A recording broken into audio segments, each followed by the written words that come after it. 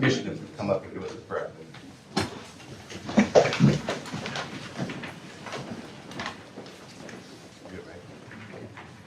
One thing I can say is great to be alive in South Mississippi today.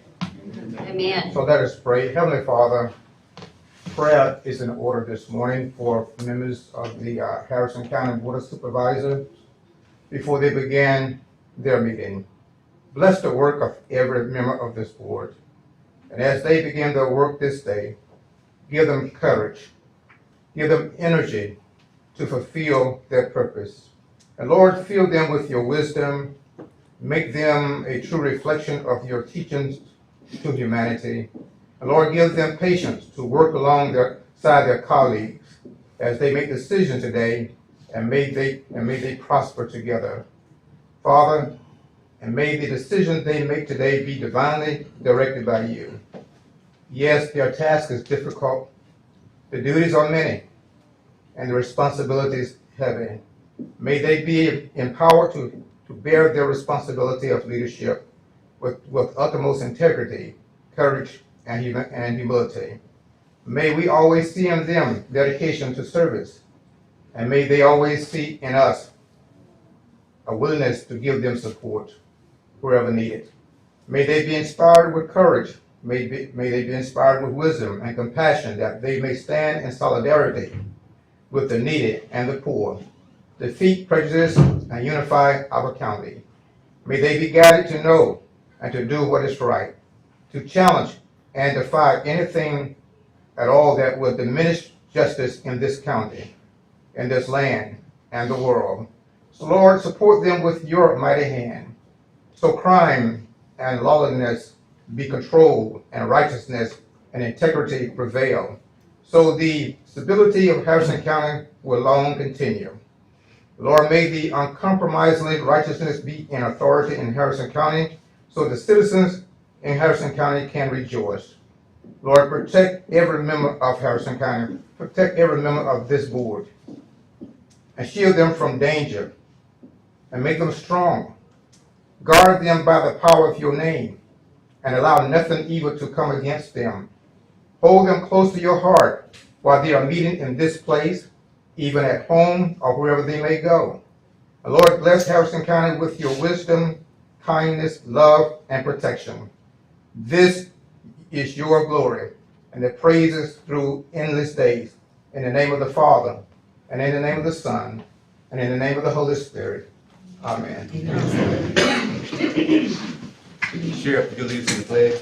I pledge allegiance to the flag of the United States of America and to the republic for which it stands, one nation, under God, indivisible, with liberty and justice for all.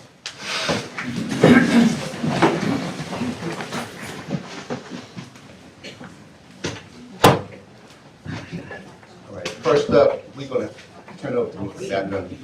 If she wants to go ahead and Yes. come on way. So I want to make a motion to appoint Robert Scrimetta. We all know the name. The family's been here for over 100 years, Ship Island Excursion. He's going to be District 2's Tourism Commissioner, and I just wanted to come in, for those of you who haven't met him, so I want to make a motion to appoint Robert Scrimetta as my Tourism Commissioner. Can we get a Make note second? that he's all grown up now. I know. And Can we get a second? Second. Okay. Is there any further discussion? All in favor of that motion, say aye. Aye. All opposed? Motion carries. Congratulations. Thank you.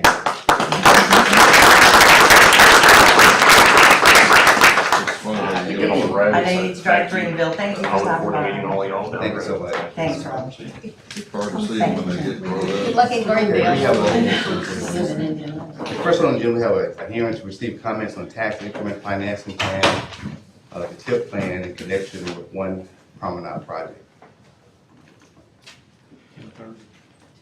Let's do That's at that. 10:30, yeah, Oh, yeah. that's at 10:30. I'm telling myself, 10:30, looking at the thing. Number two is resolution approving amendment and restated tax increment financing plan for Harrison County, Mississippi promenade project. I think I hold that one too until after 10:30. You want to do that at 10? Okay. 10:30, you 10:30. have to have the hearing first. Moving on down. Get the Number cart three. before the horse. Same with number 3. Number three, the same thing. Okay. How about number four? Board's fine.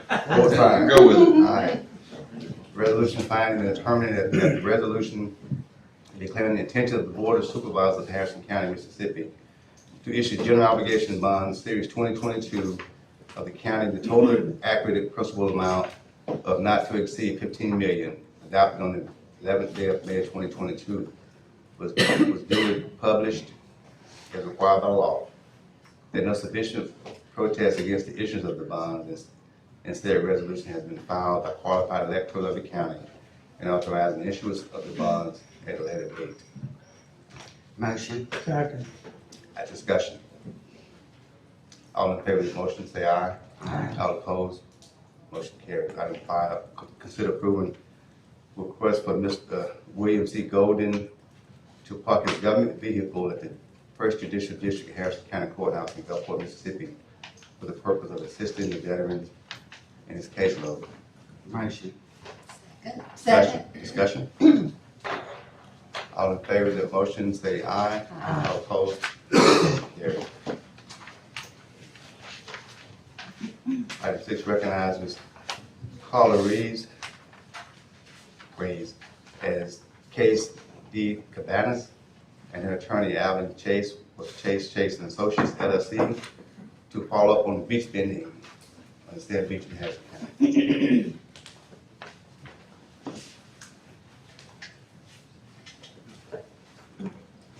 Hi, good morning. Since the last time we met with Carla and myself, about possible vending on the beach. Carla, since back in May till today, she's been issued 32 permits for special events on the beach, 32 in a month. The other vendor, Coastal Picnics, has gotten 1 in the month of May, but Carla's gotten 32. So what my recommendation is for her, because I want to see her, succeed in her business. We had 2 non-motorized vending spots that was bid back in 2020 that were not bid on. One of them's in front of Centennial Plaza in Gulfport, and the other one's in front of Legacy Towers in Gulfport. Both of those are non-motorized spots. My recommendation would be to go ahead and put those 2 vending spots out for bid again for this year and for next year. Let Carla bid on those spots.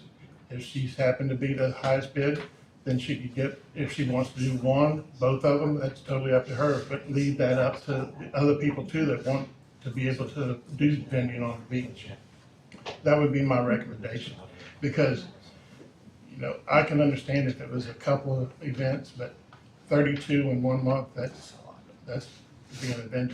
Now, if a private individual on the beach wants her to do an event for them, that's totally accessible. She can do that but on a daily basis, doing business on the beach, that would be my recommendation. What Chuck's talking about private, he's talking about an uplands owner or riparian owner. If they Correct. want to have an event in front of on the beach, in front of their house, they would apply for the special event permit. Correct. And they could hire her to do what she does without anything. That way, they would be, the uplands owner would have some say-so in use of the beach in front of their home. Mr. Chairman. And so, that I understand too, usually what happens, is it not the person who's going to hire them for the event? Like, for instance, somebody's gonna have a wedding reception on the beach. They come to you, you issue 1 permit, and they take care of everything else. That's correct. Is that correct? Yes, ma'am, that's correct. So the 32 is just adding a lot of work to, Well, are they doing that individually? yes, doing it individual. Every time before she sets up for an event, she has to get a permit, a special event. But not the person she's setting the event up No, for? she's doing it herself. Okay. You're gonna have 2 ways, just so we're clear. One is, you're gonna put out for bid 2 spots. 2 locations. If she's a high bidder, then she'll be holding That's fine. her events at those 1 or 2 spots, whichever she bids on.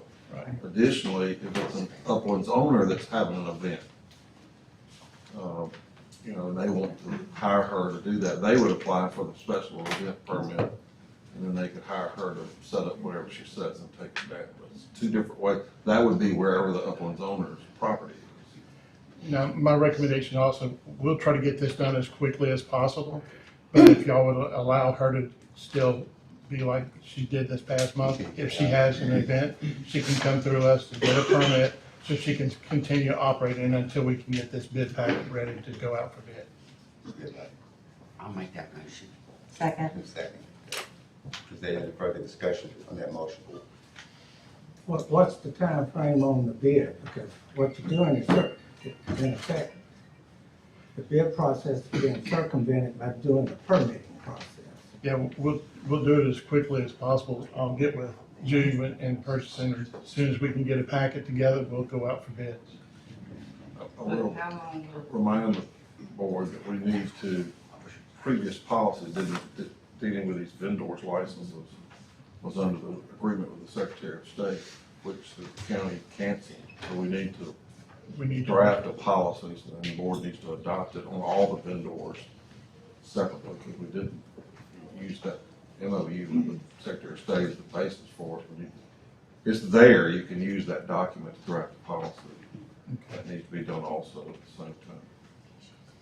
Chuck, can you, get us some kind of draft? so Yes, we ma'am, can I'll have get it? something. And this will end at the same time as the other one? Yeah, it'll end December 31st of 2023. It'll be for the remainder of this year and next year.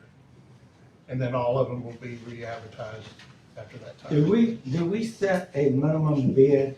Yes, sir, we do. It's a minimum bid, $800 is a minimum bid per year. So it's $3,200 for the 4 years. But this is only gonna be for the rest of this year and next year. Yeah, Year and a half. but she's almost paid that in 1 month. Yeah. Yes, sir. Good morning. State your name for Alvin Chase, I'm the attorney for this car race. We was wondering, are there any positions available, or locations available in Biloxi? No, Maybe sir. as a retail position? No, so there was just only those two that were non-bid before the last time. So it's only the one from the Legacy and Centennial Plaza, unless the board wants to add another spot, that's totally up to them. Because she was really looking for something in Biloxi. I think Biloxi is more visible than Gulfport. What about? I think you can bid the next year, you can bid on all of them. When is? Bid on any site. You know, After a certain time, when are the leases up in? December of '23. So that's. So all right. after that point, she can bid on any Any site product, she wants to bid right. on. Okay, which are several, Chuck, in the Thank you. We don't want to open up, we want to limit the number of sites. Because Right. that increases the value of it. Right. How many spots do we have in Biloxi right now? 7. Okay. Okay, without any further discussion, all in favor of the motion, say aye. Aye. All opposed, the motion carries. Thank you. Sir, pardon my inappropriateness. My name is William Golden. You just passed me by. I just wanted to know if I was supposed to make a statement or anything concerning the parking of the vehicle, or am I free to leave? We passed it. You can leave. Yeah, oh, I'm sorry, yeah. Thank you, sir. Thank you so much.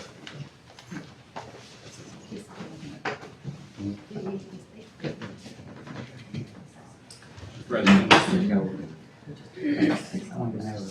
we're gonna operate under the same process until the bid passes. Yes, until they get the bid approved, right? And then we're reaching out, and then she has to go ahead and go through the bid process. Once it's Right now. completed, right now, just as we have been. We would be excused. Yes, thank you. Thank you all.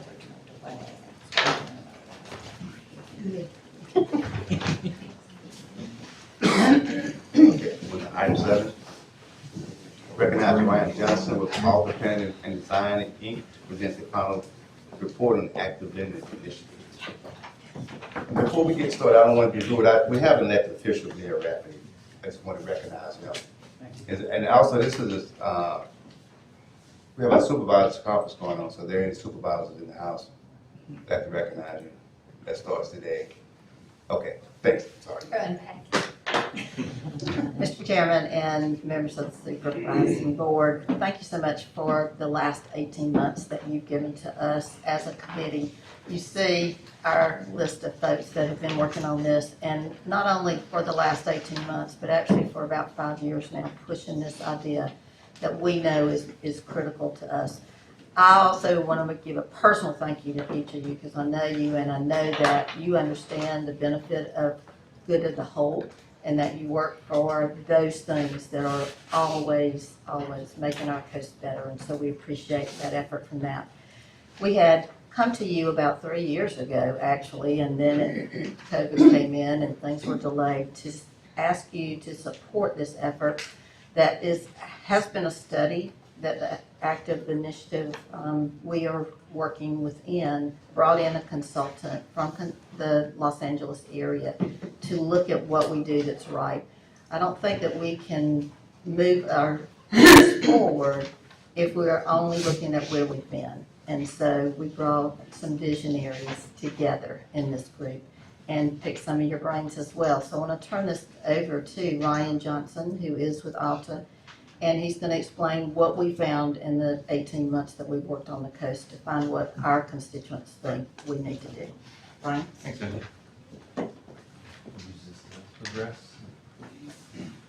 Yeah, good morning, supervisors, staff. Thanks for having me again. It's good to be home. I also want to recognize our partners from Brown, Mitchell, and Alexander. Dax and his team, very supportive in providing the local eyes and ears on the ground throughout this. I don't know if Dax is in here, but thanks to him. Yeah, this is our all-star team. So the Active Living Committee, as Cindy mentioned, they were involved throughout getting this initiative started, and then throughout my time on the project, they were really supportive and provided a lot of guidance. I felt embedded in the team as a resident or former resident of Jackson County. I was happy to participate and hopefully help make the county better for my family that's still here.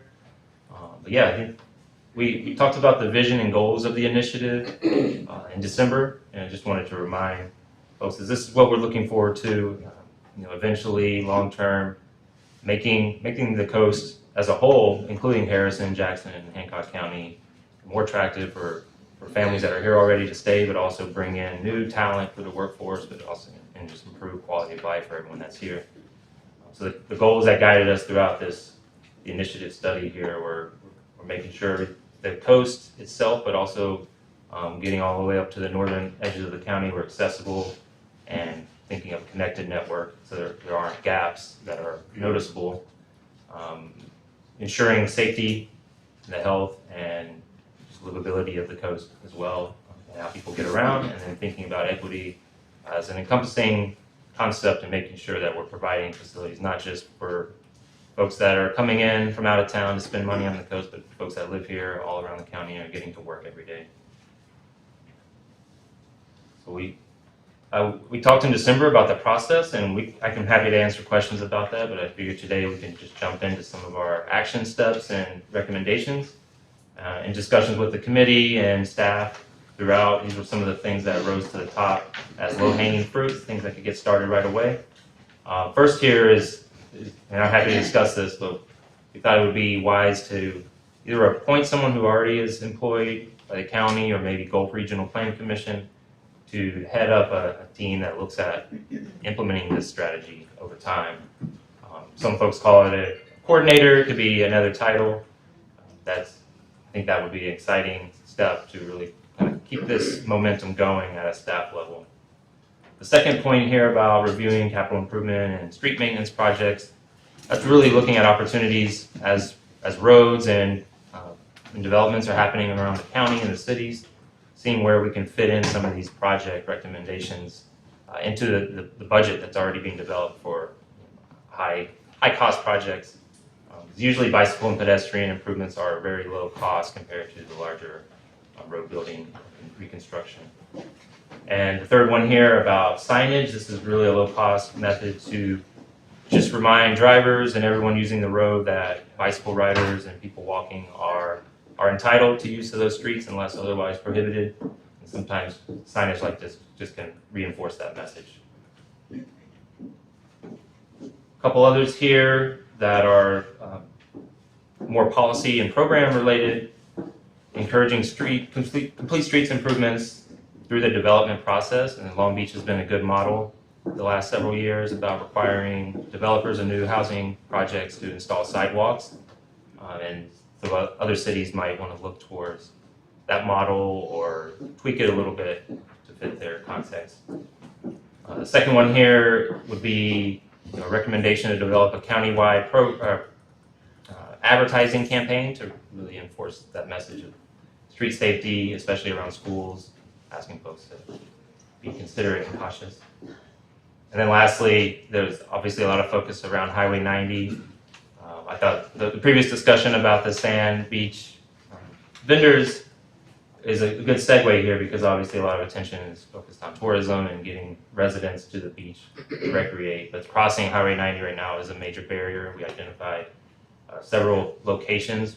We thought it might make sense to start with crossings. This is one example of a facility type that provides crossings for pedestrians and people riding bikes exclusively. It wouldn't trigger a full signal for someone in a car. So if it doesn't warrant a full traffic signal, there's still ways to improve pedestrian crossings. At one time, we had crabs that went across to the welcoming sign. That was one of my projects. But the cities are responsible for maintaining the traffic signals for any city that is over 20,000 people. So have you talked to the cities about any of this? We have a meeting today with Mayor Hughes, and we've been meeting this past week with Pastor Stan's mayor, who's with us this morning, so we're in constant communication with them as well. That might be a note of Yes, ma'am, that's a great importance point. to you. We get 20,000 plus. 20,000 plus individuals in the state highway will no longer be responsible for your traffic signals and your crosswalks. Great, thank you. So jumping into the recommendation. And street lights, sorry. Oh, yes. So the approach we took was looking countywide in the unincorporated portions, but as well as the cities. And we put together obviously a comprehensive network here, which when you look in the report, it digs into each city and jurisdiction separately. I just wanted to provide a little overview, provide context for that. And we also broke it into phases. So we looked at phases 1, 2, and 3 as a general guide to priority. Of course, there's nothing holding a jurisdiction back from implementing any project at any time as the opportunities arise. This exercise was primarily done to help guide grant applications in the future. It also shows grant reviewing agencies that there was a comprehensive study done and it included community input. So there's some mix of objectivity and subjectivity in all these recommendations moving forward. With the example of Harrison County and the unincorporated parts, these were the 3 projects that rose to the top through our ranking. Again, mix of data, but also community input. So the unincorporated portion of Pass Christian at the point there, connecting, providing a path on Highway 90, and then looking into the northern parts of the county, there is interest for travel near the school in Harrison Central area there, but as well. Have you seen the traffic? Sorry? Have you seen the traffic on 49? Yes, and again, when we point out trail as a recommendation here, we're not recommending that bicycle or pedestrian traffic is necessarily traveling along the street. It would be in the future if there's an opportunity to provide an off-street multi-use path.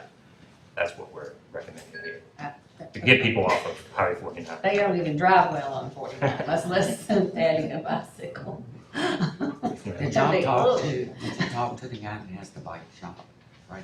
Mr. Luther? He's actually in the audience today. How you doing? Hey. Yeah, He's got some trails already put together that I think most of the bikers around here use. But I just want to make sure y'all connected to this. Right, and actually, I think I am on the board member, I just didn't see, my name on the list. But Yeah. Oh, sorry. I've been part of this for a while, so I appreciate the opportunity to be part of it. And I do deal with, probably probably 100% of the local bicyclists, from time to time, and also the visitors of the Gulf Coast coming into the bike shop on a daily basis, asking where they can ride a bike. And I do ask that question, how did you find us? They're Googling affordable beach communities, affordable vacations, and the second or third Google search is usually a bicycle or pedestrian friendly town. And so I don't think we're known for it, but we're getting known for it. And thanks to Ryan and Alta and this board and you all, I think we have a lot of forward progress being made that helps us, the local citizens, as well as tourists. So there's a lot of good things coming. So thank you. And have you met the new director of tourism of coastal Mississippi? Well, I knew Milton Segura pretty good, but I'm not sure the new one yet. But I have done some research, and she's from Katy, Texas, which is a very bicycle-friendly area. So I'm supposed to meet her on the Thursday meeting. Okay. So I've got an introduction kind of plan. Okay, Supervisor Rocco. Yes, I might add that Highway 67, which has a large area that they turned in. It could be a service drive, but someday. But the Highway 67, the Traditions area, Blackwell Farm Road, and Bethel Road have connectability from Sosha, and Success Road. And a lot of people are using that already because it's low traffic. And they meet at Success on School Road and then travel north on those roadways. They know the roads better than we do.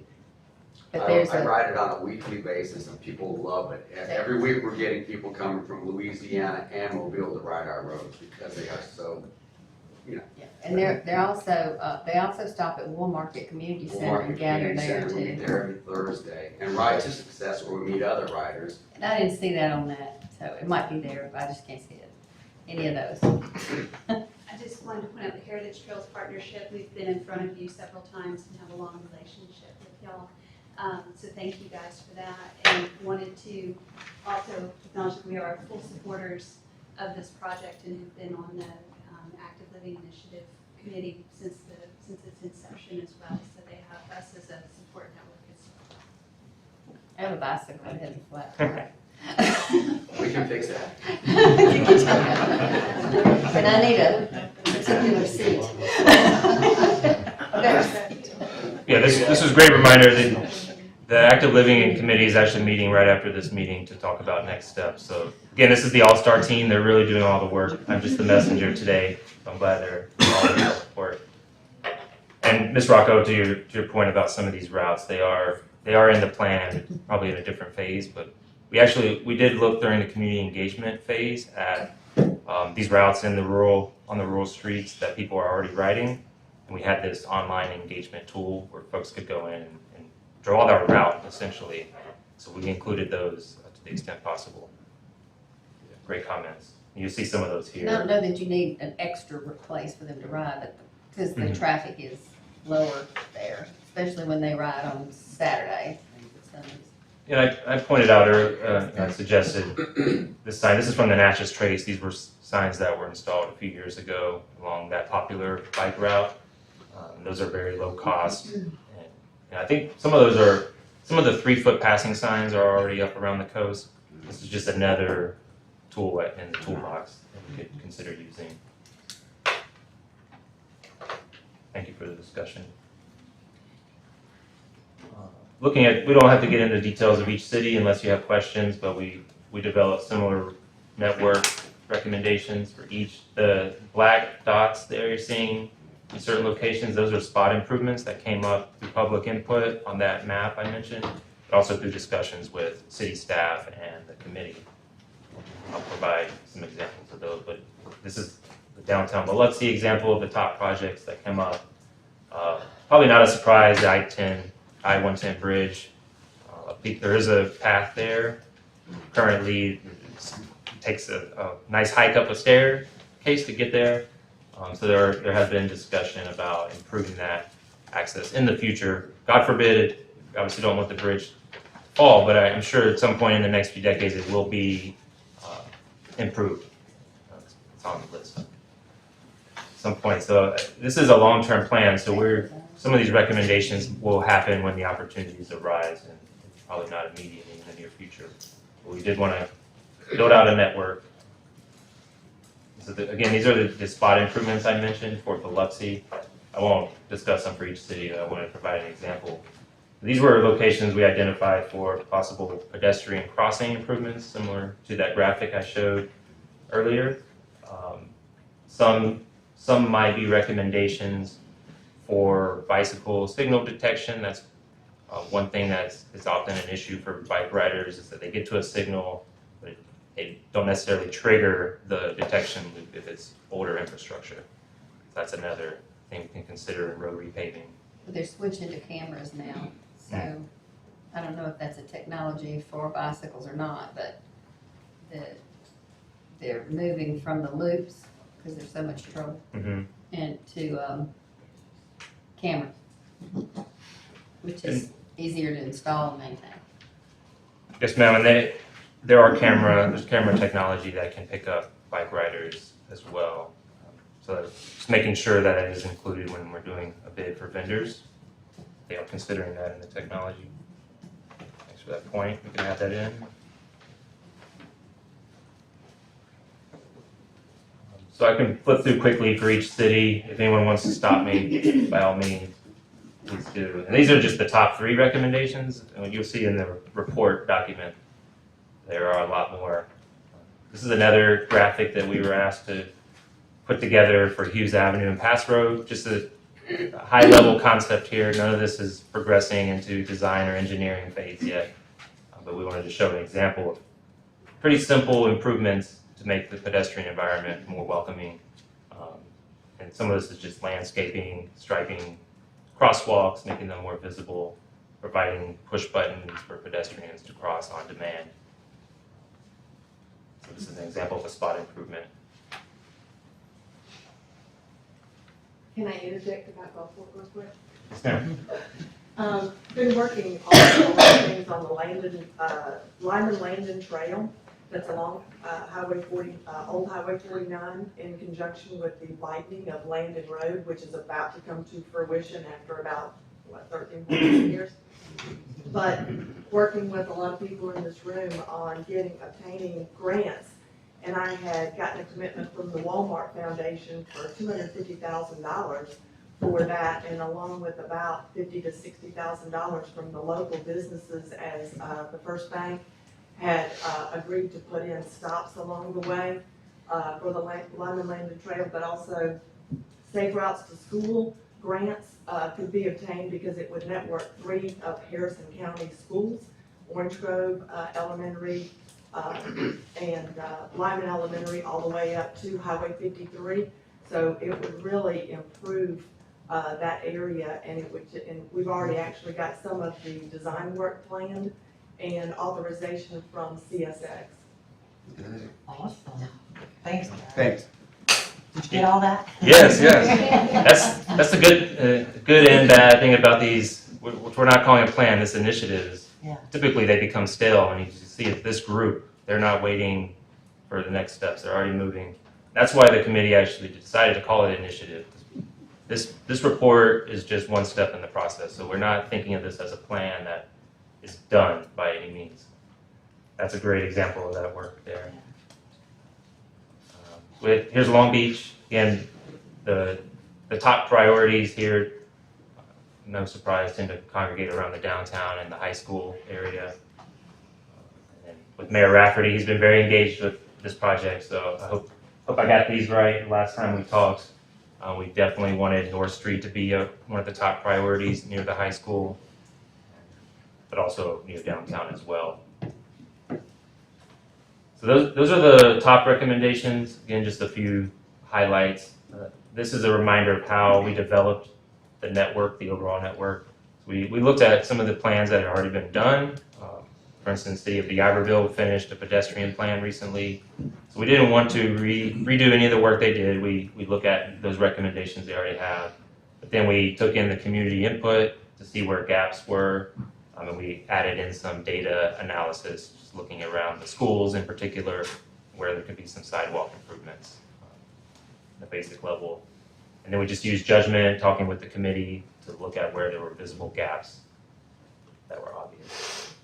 This is too much text to look at, but that's just our objective prioritization criteria. And I'll wrap up here. It's not all about infrastructure, of course. There are policies that can be adopted or tweaked slightly to be more supportive of active living, including local development ordinances, bicycle parking requirements in new commercial areas or buildings, for instance. That's something to consider. And this is just a small example of some of the policies we recommend in the report. And I believe this is the last slide about non-infrastructure programs. These are some of the things that Mr. Luther does with the bike rides. This is part of that world. We're doing more encouragement activities, safety campaigns, education at a basic level, providing bike route maps or safety education in the schools. These are all things that are fairly low cost, and grants are available to obtain those. Cindy's about to shush me off the stage here. So I did have one more slide about implementation strategies. Some of these are duplicates somewhat with the early action steps we looked at earlier. But the top one here is really maintaining responsibility for implementation. And that might get back to having that staff person assigned to report back regularly to the board and the cities about progress being made. Being opportunistic, again, that's when streets are being repaved. We could check the initiative document, see if there are any priorities on there to just add into the project if possible. Revisiting the prioritization and the ranking as things change. Thing is number 4, basically, and then coordinating with the surrounding counties and cities. Jackson County does have their own countywide plan, so we, at least with D'Iberville on the east side, we wanted to make sure we were linking up with their proposed routes. Hancock County does the same in the future. We want to talk with them as well. I'm sure you've included handicap and special needs for veterans who are participating quite often now in Wounded Warrior, etc., as well as Special Olympics. We also participate. With the special events they hold. Special events that you hold. Yes, ma'am. And we did consider ADA accessibility throughout the study. That's as far as the facility types, when you get into the detailed design, that's something that definitely needs to be considered. And a priority list going from the most that you can get for your dollar from the beginning to the end. In other words, you do mention signage twice.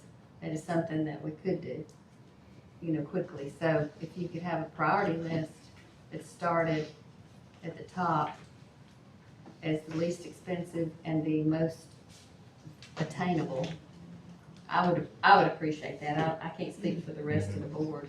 And I'd like to see that sort of thing. So if we could do something, we could.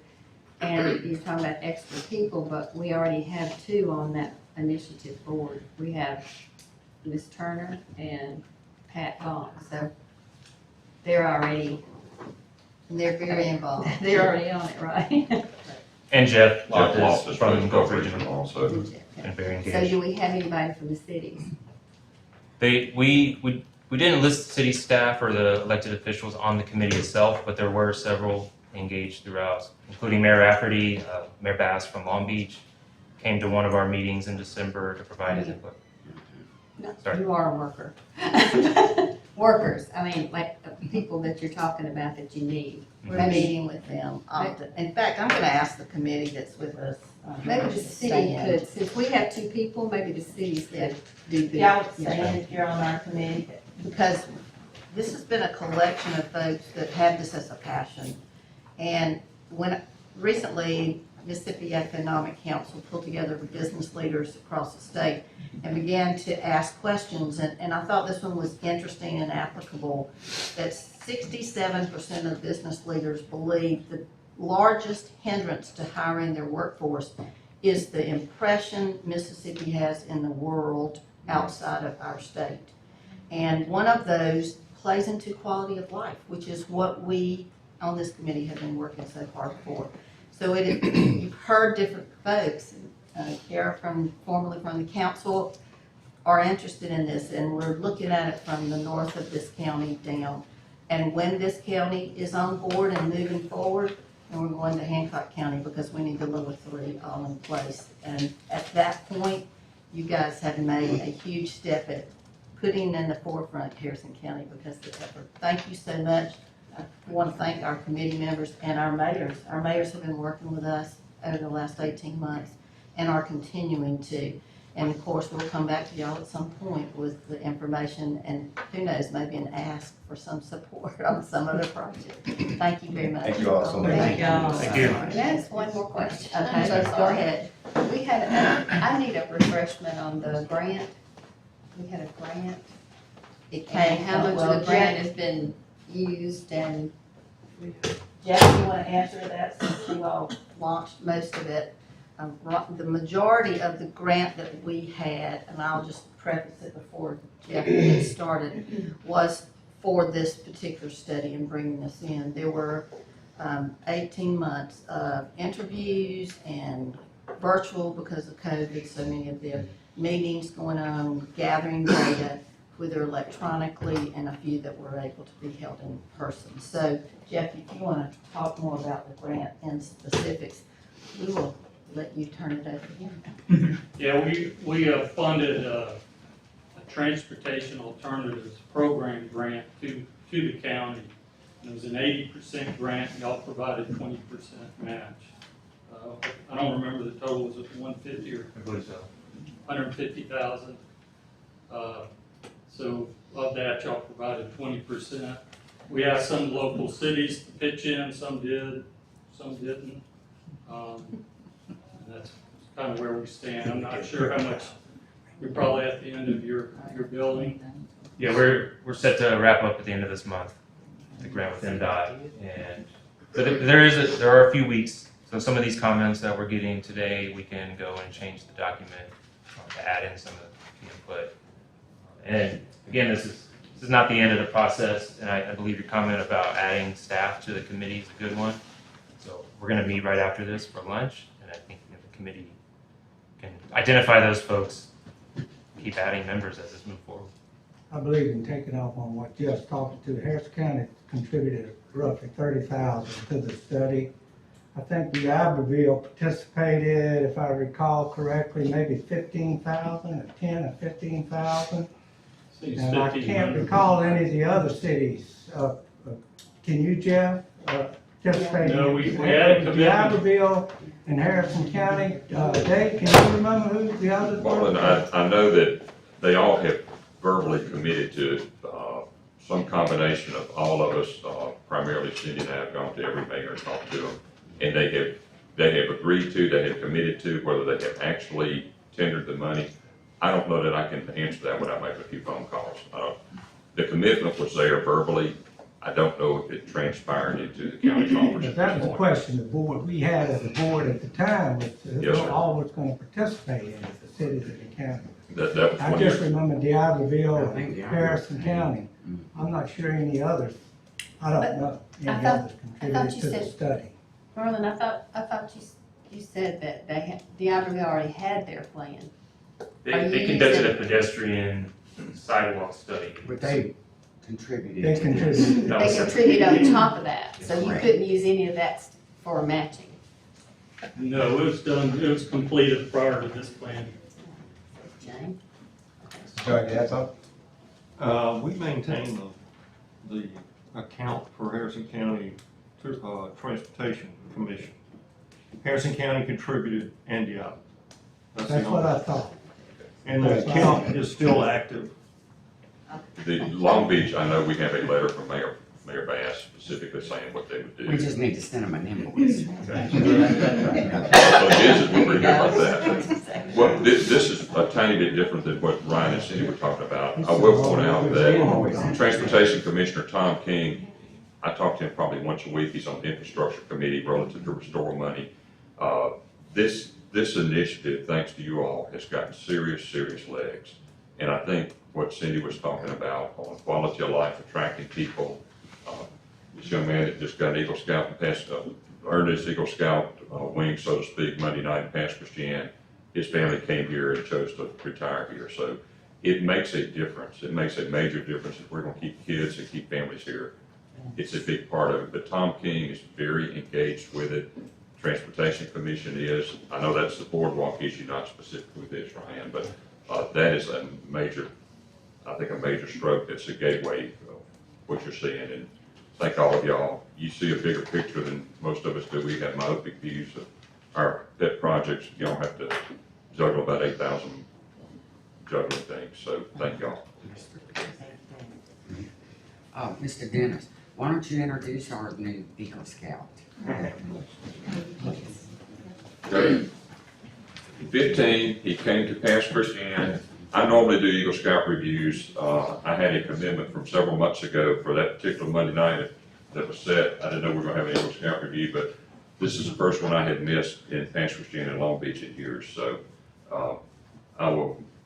we'll have some kind of makeup. We'll go earn an extra merit badge. How about that? And I That's don't know. for you to earn. I need to. He's already got me. How many merit badges did you get?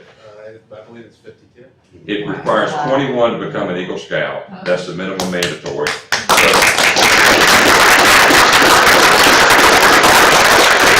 You can sit up here, or you can perhaps sit in Washington sometime soon. He's also working as an intern. Good. Pastor Shannon. And what's your name, sweetheart? Jacoby Johnson.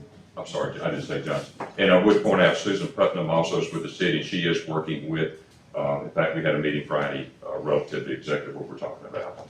Good deal. Congratulations. Congratulations, Jody. Okay, moving on right along on to item number 8. Mr. Mike Alexander with the Orange Grove Libraries to discuss the possible funding of for the gate fence. Yes, sir.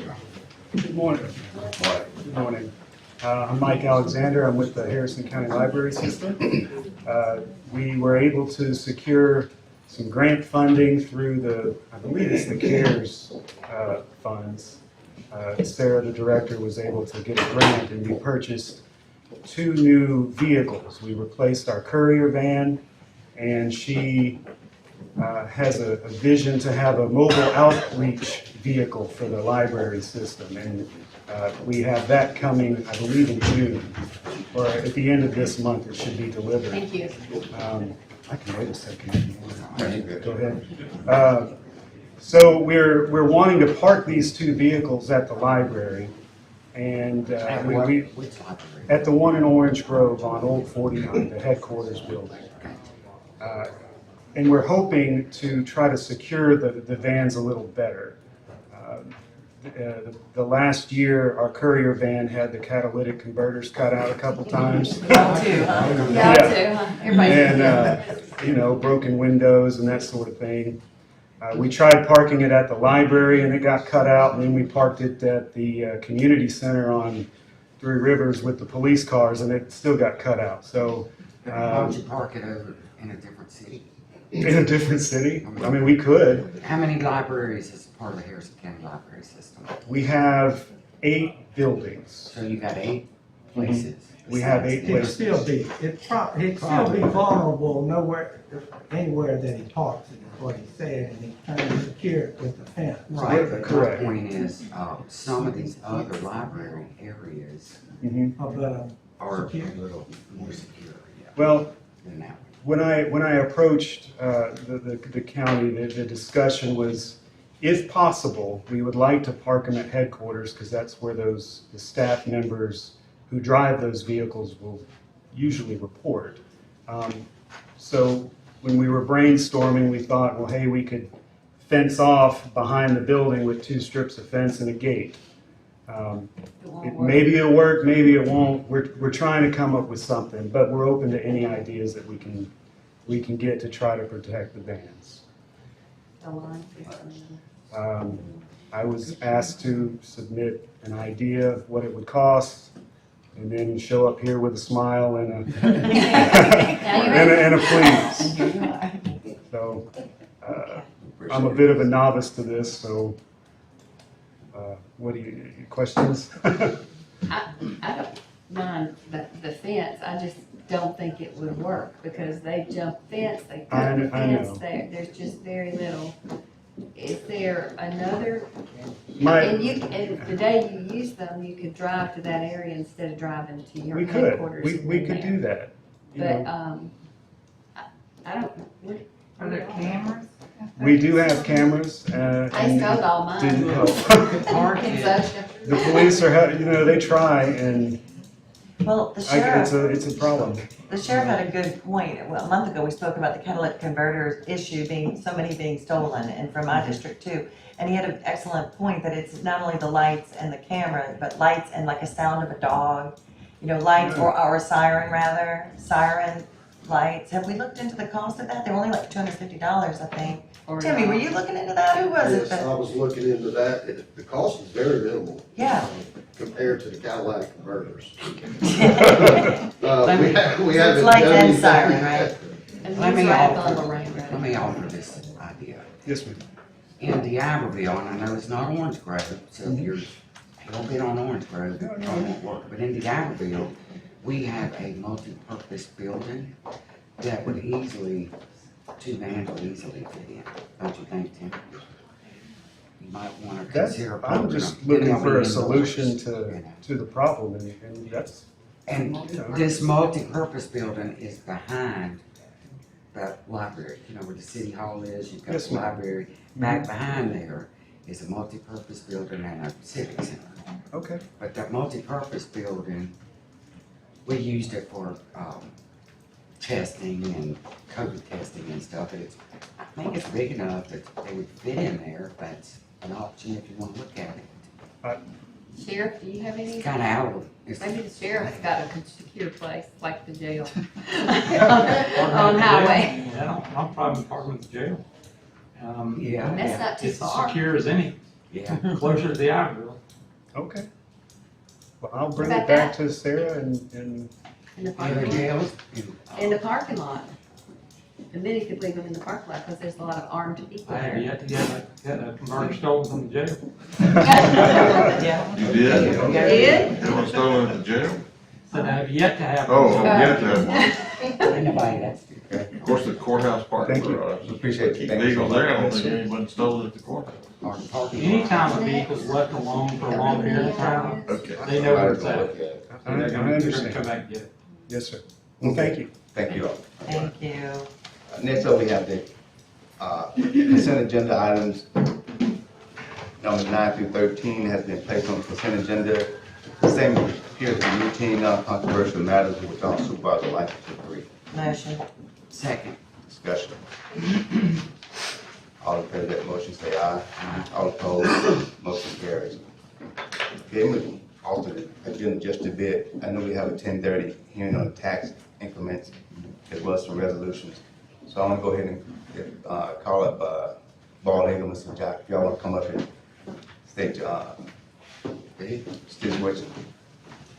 Dr. Pastor, they want to come up and the Ball Eagle just.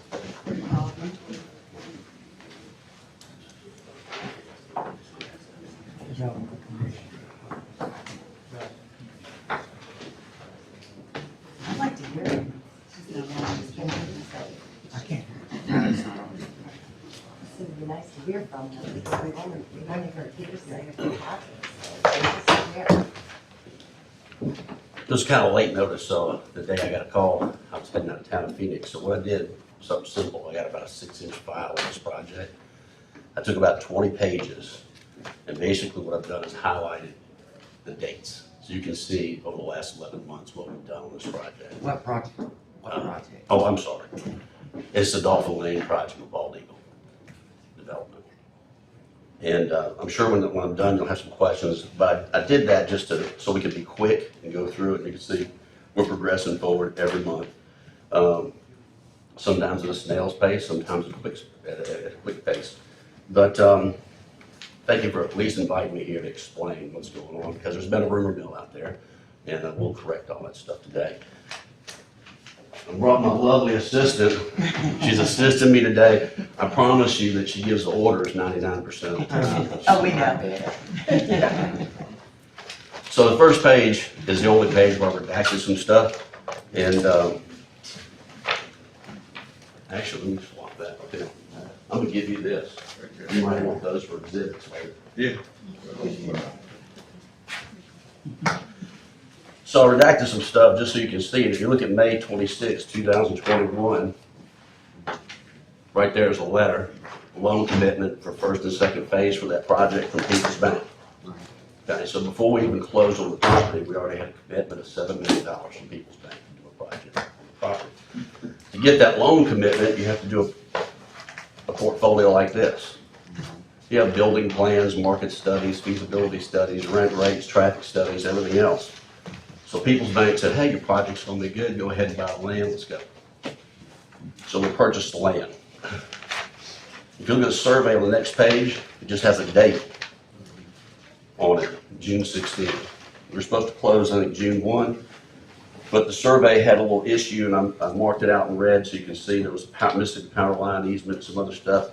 So we weren't able to close on time. And you'll notice at the top right-hand corner, there's a tax parcel number. If you flip that page, you can flip the next 7 pages. There are all the checks I wrote June 30th to buy this property. So we closed on June 30th. There's 3 pages in the back of that were bills that the county paid for appraisers, wetland studies, surveyors, all those things that were done 6 months prior to my closing, 8 months prior to my closing that I paid for also at closing. And then if you get to this page, like you guys have page 12, is a building permit pulled July 13th. So that's what, 11 months ago. And you ask, why did I pull the building permit July 13th? Because that's the day I got my deed. It's first closing in 25 years that I've been to. I didn't get a deed at closing because they had to go back to the county for some other stuff. So I got the deed, I pulled that permit immediately. When you say county, you mean the Harrison County Development Commission? Right, had to go back to their I just attorney. wanna make Not, sure. not Mr. Tim. Yeah, I wanna make Mr. sure. Simpson had some things he had to correct on it. So he corrected that and we got it. And we immediately had to start clearing land because we were subdividing it. If you ever built anything over 10 acres, it was commercial. Typically, unless it's a Walmart or a Target, you're not going to use 10 acres. You're going to break it up because you got different customers and different needs. So we're breaking it up. The loan that People's Bank approved was for 7 acres of the site. This is the first 7 acres, and you'll see it highlighted in the next surveys.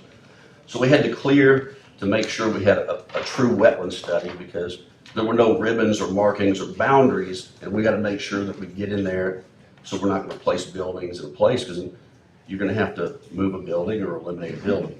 Did you check for mitigation? Yeah. And actually, Harrison County was doing that for a year before we bought it.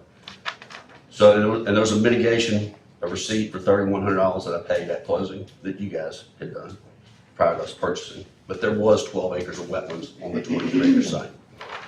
So if you flip the next page, you'll see the same survey we closed with. You'll see that there's 2 tax parcel numbers up top. You'll see a Harrison County on February 1st, 2022, finally approved our re-subdivision. And you notice down in the bottom corner, you've got a June and a September date where this survey was revised. So this is, now what are you trying to put there? I'm confused. Anything that'll fit in that industrial use without having to go back to the city of Gulfport to ask for a rezone. And we're gonna get there. I mean, that's the tough part is ask for a rezone. You can't do this in a year, which the original contract we had 3 years. And what happened, we kept going back and forth, back and forth. So at the last minute, we get this last contract, gives us 1 year to use the property. You can't even mitigate wetlands in 1 year. So we said, okay, we'll take it and we'll design the project just on the uplands and go back and do second phase on the wetlands area after we mitigate. So you gotta do something to stick a building in there. But it's our understanding that that land was swapped, and it is the mitigation problem issue. It is the mitigation, because they used some of the property on the industrial seaway and used that property as mitigation property. And Yeah, but if they use that you're talking about for a wetland bank? Because if they would have done that, they couldn't have sold it to was them. done back then. Right, it wouldn't have been sold. They wouldn't have sold it. That would have been. They It's should our have never point, they sold should have never sold it to you. Okay. Yeah. Well, They really should not have. It would have been. That's not your fault? It's Yeah. not your fault. no, it's not in the federal But that mitigation is- bank, because that would have all came out. We've had 2 different guys study it, and that would come out, but it's I already. remember, I was on the board when that happened, and that is, there's paperwork somewhere on it. Well, I'll answer all those questions. I'm gonna flip through these so I can see what we're doing. So if you look at that next page of the survey, We're on list. where it's yellow, that's the part that People's Bank now, because we did close that loan in March of this year. So People's Bank gave me a loan, 3.75% over a year ago. They honored it. So we closed phase one, now it's under a deed of trust with People's Bank. So we got buildings being designed on that piece of property. And you notice there's two little red circles right there, one over a S and one over a W.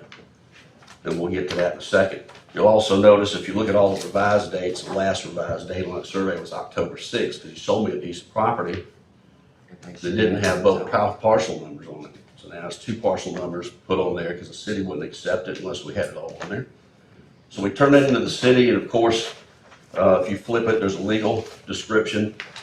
They had planning commission meeting, were approved unanimous for the project. City council were approved unanimous. And if you look on the endorsement page for that final survey, I signed it February 1st. Mayor signed it January 5th. If you look at the next page, why'd I wait a month? On January 25th is when they informed me, hey, it's ready, go file it, start your project. So it took from June all the way till February, or January 25th, to even be able to get it approved so we can build something.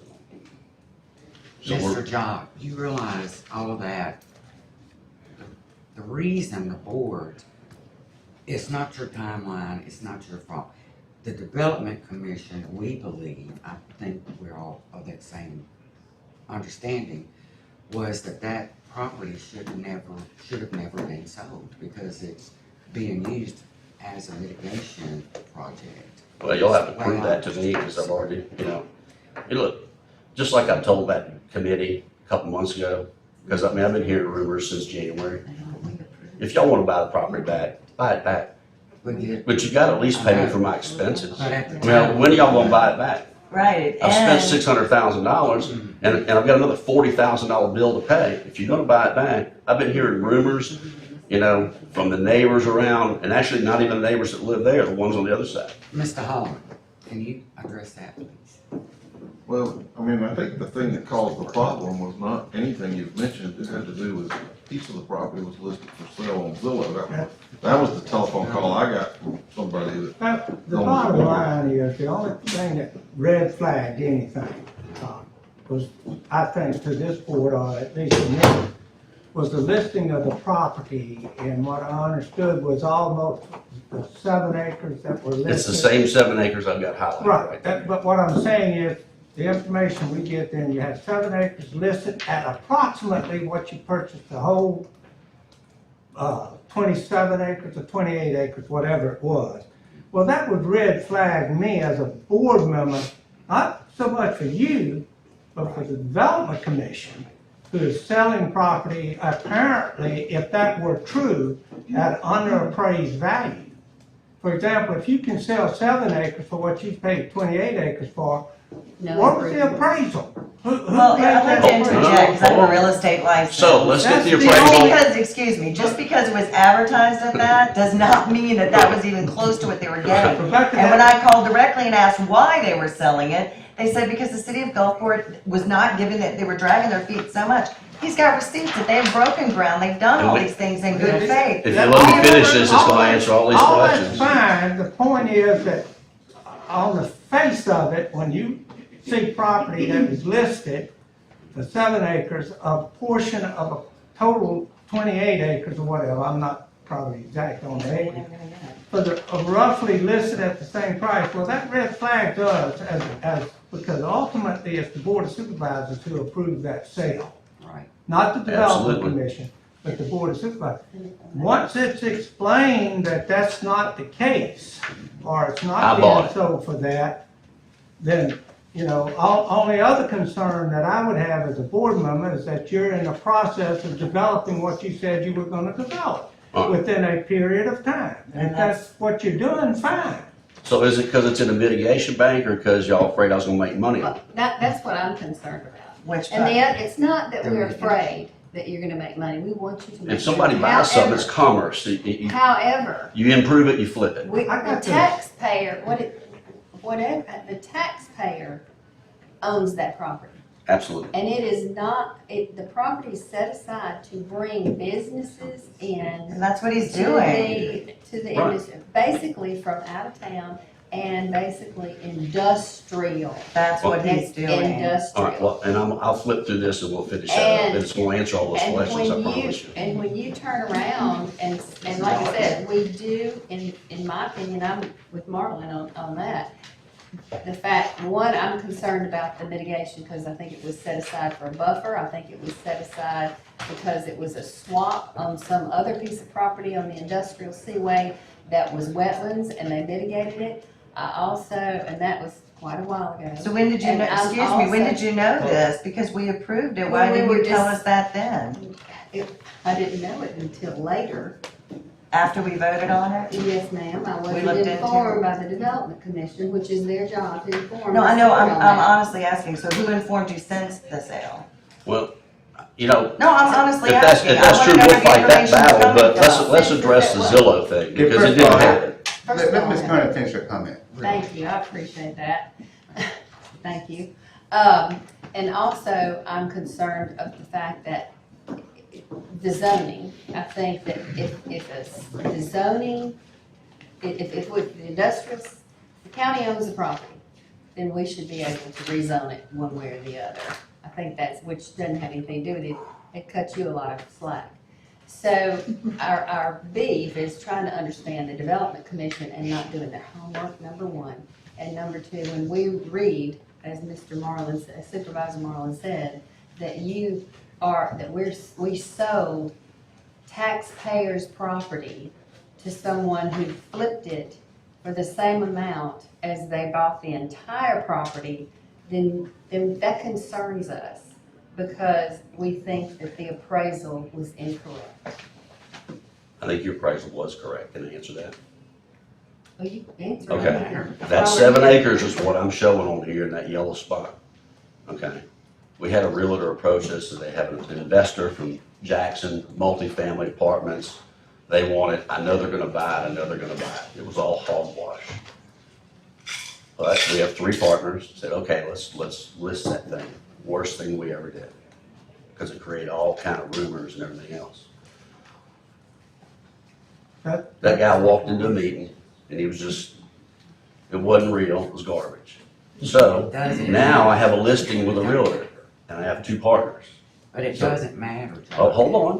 What matters So wait a minute. Well- We got an appraisal, because y'all worried about the appraisal, I'm gonna knock that out. It appraised for $290,000, okay?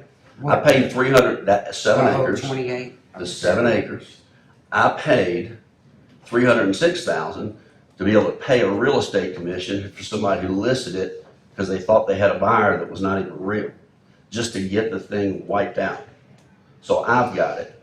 People's Bank now has it in that deed of trust because they honored their commitment, honored their word, and honored my word. I bought the property, I'm developing it. If you'll flip through the pages, you'll see the buildings. Our point, I don't think you understand. The point that Supervisor Ladner is trying to make is, when you buy something for $10 or $100,000, let's say, 28 acres, and then you turn around and offer to sell 7 of those for the same amount of money, it looks bad. It's not anything on you. It doesn't Yeah, but the look process good we at went the through to be able to developer. subdivide I that realize is what that. increases the value of the It property. doesn't matter. If you take 500 our acres and put problem- 500 lots on it, you have 500 1-acre lots, you're gonna make more money. Let- But that didn't happen, we didn't sell it. Let her go ahead and make her comment. But our issue, or at least mine too, I agree with Supervisor Ladner, it stinks, it doesn't look good, and like I said, I'm not blaming you, you're a businessman, what you're trying to do, more power to you, I like your ideas. What I'm upset about is we got a development commission over there that's selling property, obviously, way under what it's appraised at, cause you yourself had part of it appraised for the same amount of money. Yeah, but You know, it's that's, crazy. the thing is, that's uplands and that's road frontage on 605 is worth way more than the property underneath the power lines. I mean, I bought 4 Well, acres don't underneath you the think power the lines I can't It even doesn't use. matter, and this is It not the does first case, this is not the first How- case, there was another case, and not just before it, where, they were gonna sell 27 acres in Gulfport, supposedly wetlands, but it had uplands with it too, for. Yeah, that was me. That was on the other side of the Yeah, road. that was in That was 2 Mr. years President, ago. may I speak now? Well, I Can still I- have the floor, but I Oh, get okay, go finished, ahead. I'll be quiet. I'm sorry. It just keeps going, but nobody, okay, go ahead. But the same thing has happened before, not too, but it was, and they wanted to sell it for residential. So anyway, it's just some issue. Well, just since you mentioned residential, I've been hearing Hey, what we're gonna do is. people are gonna buy it back. I can't build residential, but your own contract says to build residential on your Hey, John, contract. this is what we're gonna do, we're getting kind of off center. We're gonna let Rebecca make a comment, and you're gonna make through your closing, so we gotta move. Yeah, on. thank you. I got a hearing. Yeah, we- They bought it in we're good past the hearing faith. time. We approved it. Barry Vitor is the one that does the wetland study. It's right in here. He paid for it. He added, he broke ground in 2 weeks bush hogging. There's the receipt. He's done good faith, done all these things. The city of Gulfport took forever to get them all the things they needed. And then he lists part of it because the realtor says she has it sold. And all of this, now all of a sudden, we're gonna buy it back. We're gonna have litigation. We're gonna force him. He's already spent hundreds of thousands of dollars improving it. That's why the price was more. Well, and you look, there's another mitigation. spent a There's lot another of mitigation. money. If you look at page 21, and if I you think look right past property that, there's rights are buildings. under attack here, and it's outrageous that it's even been insinuated that we're gonna go to litigation, we're gonna force him. So we're gonna spend taxpayer dollars to pay a lawyer to go after him, and pay taxpayer dollars to pay him back for all the enhancements he's done, and now you're saying we're not gonna do anything with it? But what, maybe donate it to someone one day? I'm sorry, I do not agree with y'all at all on this. Okay. Just a few minutes, we're really running behind time. I wanted to squeeze you in, but we're kind of a little bit over. So you can go ahead and make a closing statement, Doc, I appreciate it. Well, I sure don't want any animosity with the board and attorney or anything, because I've got to be back here on my TIF bond. Y'all approved the TIF bond for me in 2017. I've been ready to get my money since 2019, and that's still dragging. I got to come back and beg for that, so I don't want to get scolded and whipped and sent out of here. I'll sell it back to you. But I try to keep my word with banks and everybody else, and so here I've been paying interest only on a piece of property and everything else. There's been another wetland study done on it. He didn't find that it was part of the mitigation bank. The appraisal on that 7 acres was only $290,000. If you flip through there to what page 22, you'll see I've got buildings. Page 24, I've got a deposit on the building. I've got a 7,500 square foot building. I've got human health and performance lab coming in there. And I mean, what I tell them, wait another year, because I was supposed to have them open last year. So I pay a $40,000 deposit on a steel building, think I'm gonna be putting a building up in September, and then you're gonna tell me no, and I gotta go find another piece of property again?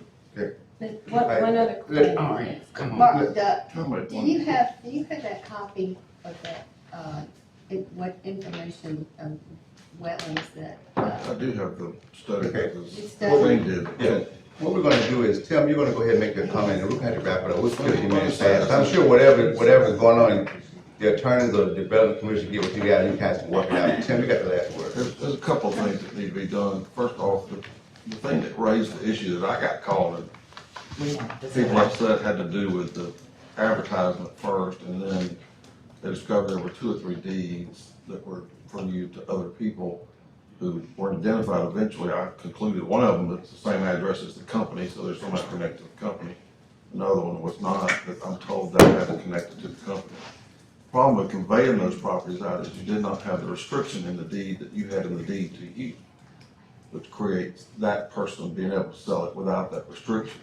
So my suggestion is you get back with the development commission and resolve the issue about the restriction that's in the original deed to you, because you're gonna need more time.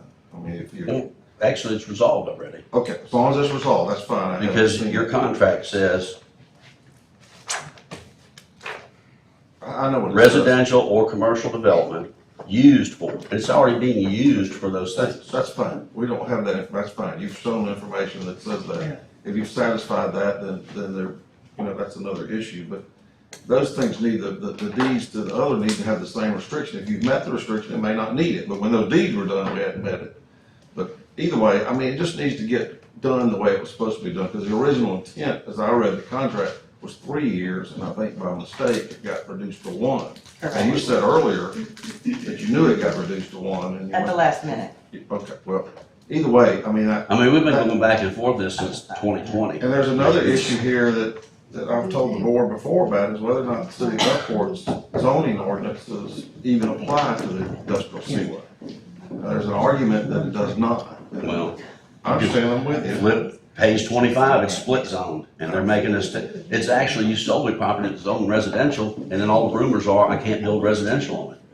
Okay, we got one more that, I'm sorry, I think Supervisor Ladner has The only thing I want to make clear is, the thing that red flag, the only time, Jock, that it became an issue was when I became aware of, I thought I became aware of the sale of the 7 acres listed, that it was gonna be approximately what you paid for the whole 28 acres. Okay, I don't blame you, if you can do it, do it. Absolutely. But the Development Commission became the issue. That's when I got on the phone and got that clarified. Secondly, as my understanding is that you're on track with all the dates that are required in your development. If that's the case, then I don't have a problem with it.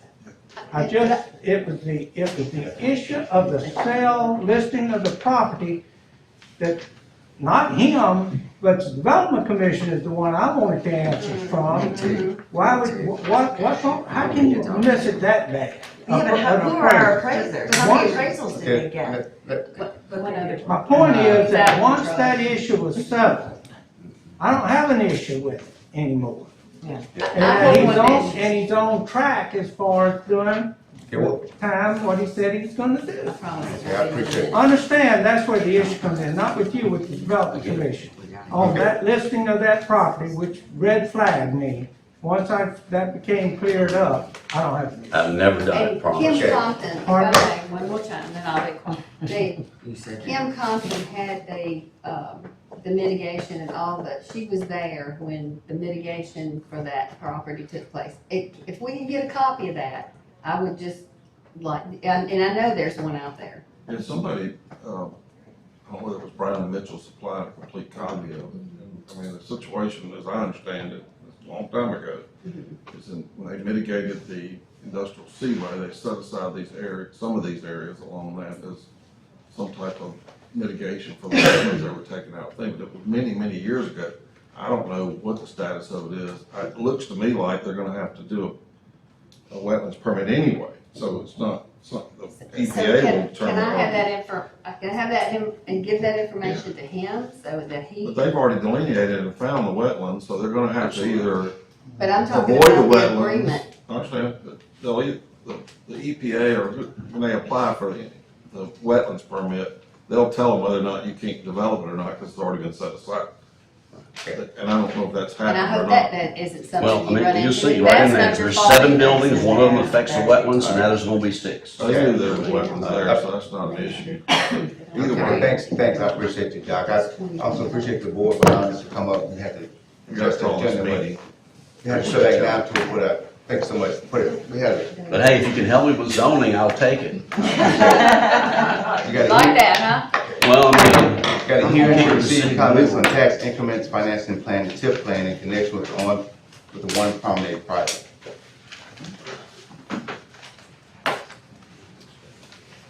Where are you?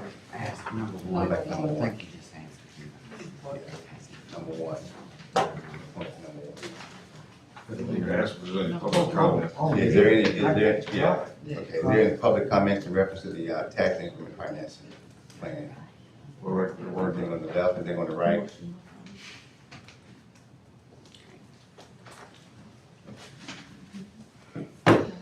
No comment? We need to find there's no comments. Go ahead and make a motion to find that there's no public. no comment. So moved.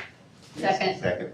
All in favor of the motion, say aye. All opposed, motion carries. Number two, approving the amended the state tax increments financing plan for Harrison County District 1. Motion. Second. Discussion? Only discussion, what's the amendment? This was a tax increment financing done, previously approved by the board. In that original redevelopment plan, they had the city and the county withholding taxes before the bonds were even issued. So they got in a dispute with the developer about whether or not they should set aside the taxes. Because of conflict of interest issue, I was hired by Galvin to look at it. I agreed with Galvin that was not legal. You could not set aside taxes before bonds were issued. And so what we did is amend the tax increment financing plan to take that out, to fix that problem. And the parties agreed to it. We did extend the amortization of the bonds by 2 or 3 years so they'll get the same amount of money from the taxes. It won't be set aside till the bonds are sold. There's no amendment as far as the percentage obligations as far as the city and the county. Everything stayed the same. That one issue was whether or not they were contending that you had to set aside sales and ad valorem tax immediately. And in my view of the law, you cannot do that. You have to wait until the bonds are issued because it services the debt only. So what we ended up doing is extending the amortization schedule so they'll ultimately get the same amount of money to cover the cost. So it'll go 2 or 3 more years. So it's not a major change, except in my view, that was not. Why would that happen? Yeah. Well, Everybody involved in TIF should have known that. there are some lawyers that think you can do it, and there are cities that have done it. I researched it, and there's a couple of cities that have done it. In my view of the law, you cannot do it. Tricia and I both looked at it carefully, and then we also we actually attempted to get an attorney general's opinion to answer the question. They refused to answer because it was a pending contract. So then we consulted with Butler Snow. I think they're here. They work here. And we agreed. They agreed with me that you cannot do that. You cannot withhold it. You got to remember they're supposed to pay the bonded indebtedness. So if there are no bonds, there's no indebtedness to pay. And their theory was that you could hold it in advance so that it would reduce the amount of the bonds you would need. And I said, I didn't think you could do it. There are some lawyers that believe you can. Butler Snow said you can't, and I agree with them, you can't. We tried to get the AG to answer it, but they wouldn't answer it because it was a pending. Wouldn't the amount you withhold be based upon the cost of the bonds? Yeah, it could. Then how can you withhold, how would you know how much to withhold? Well, you would estimate it. I'm just arguing for it. I agree, you estimate it. I mean, that's the only thing you could do. So,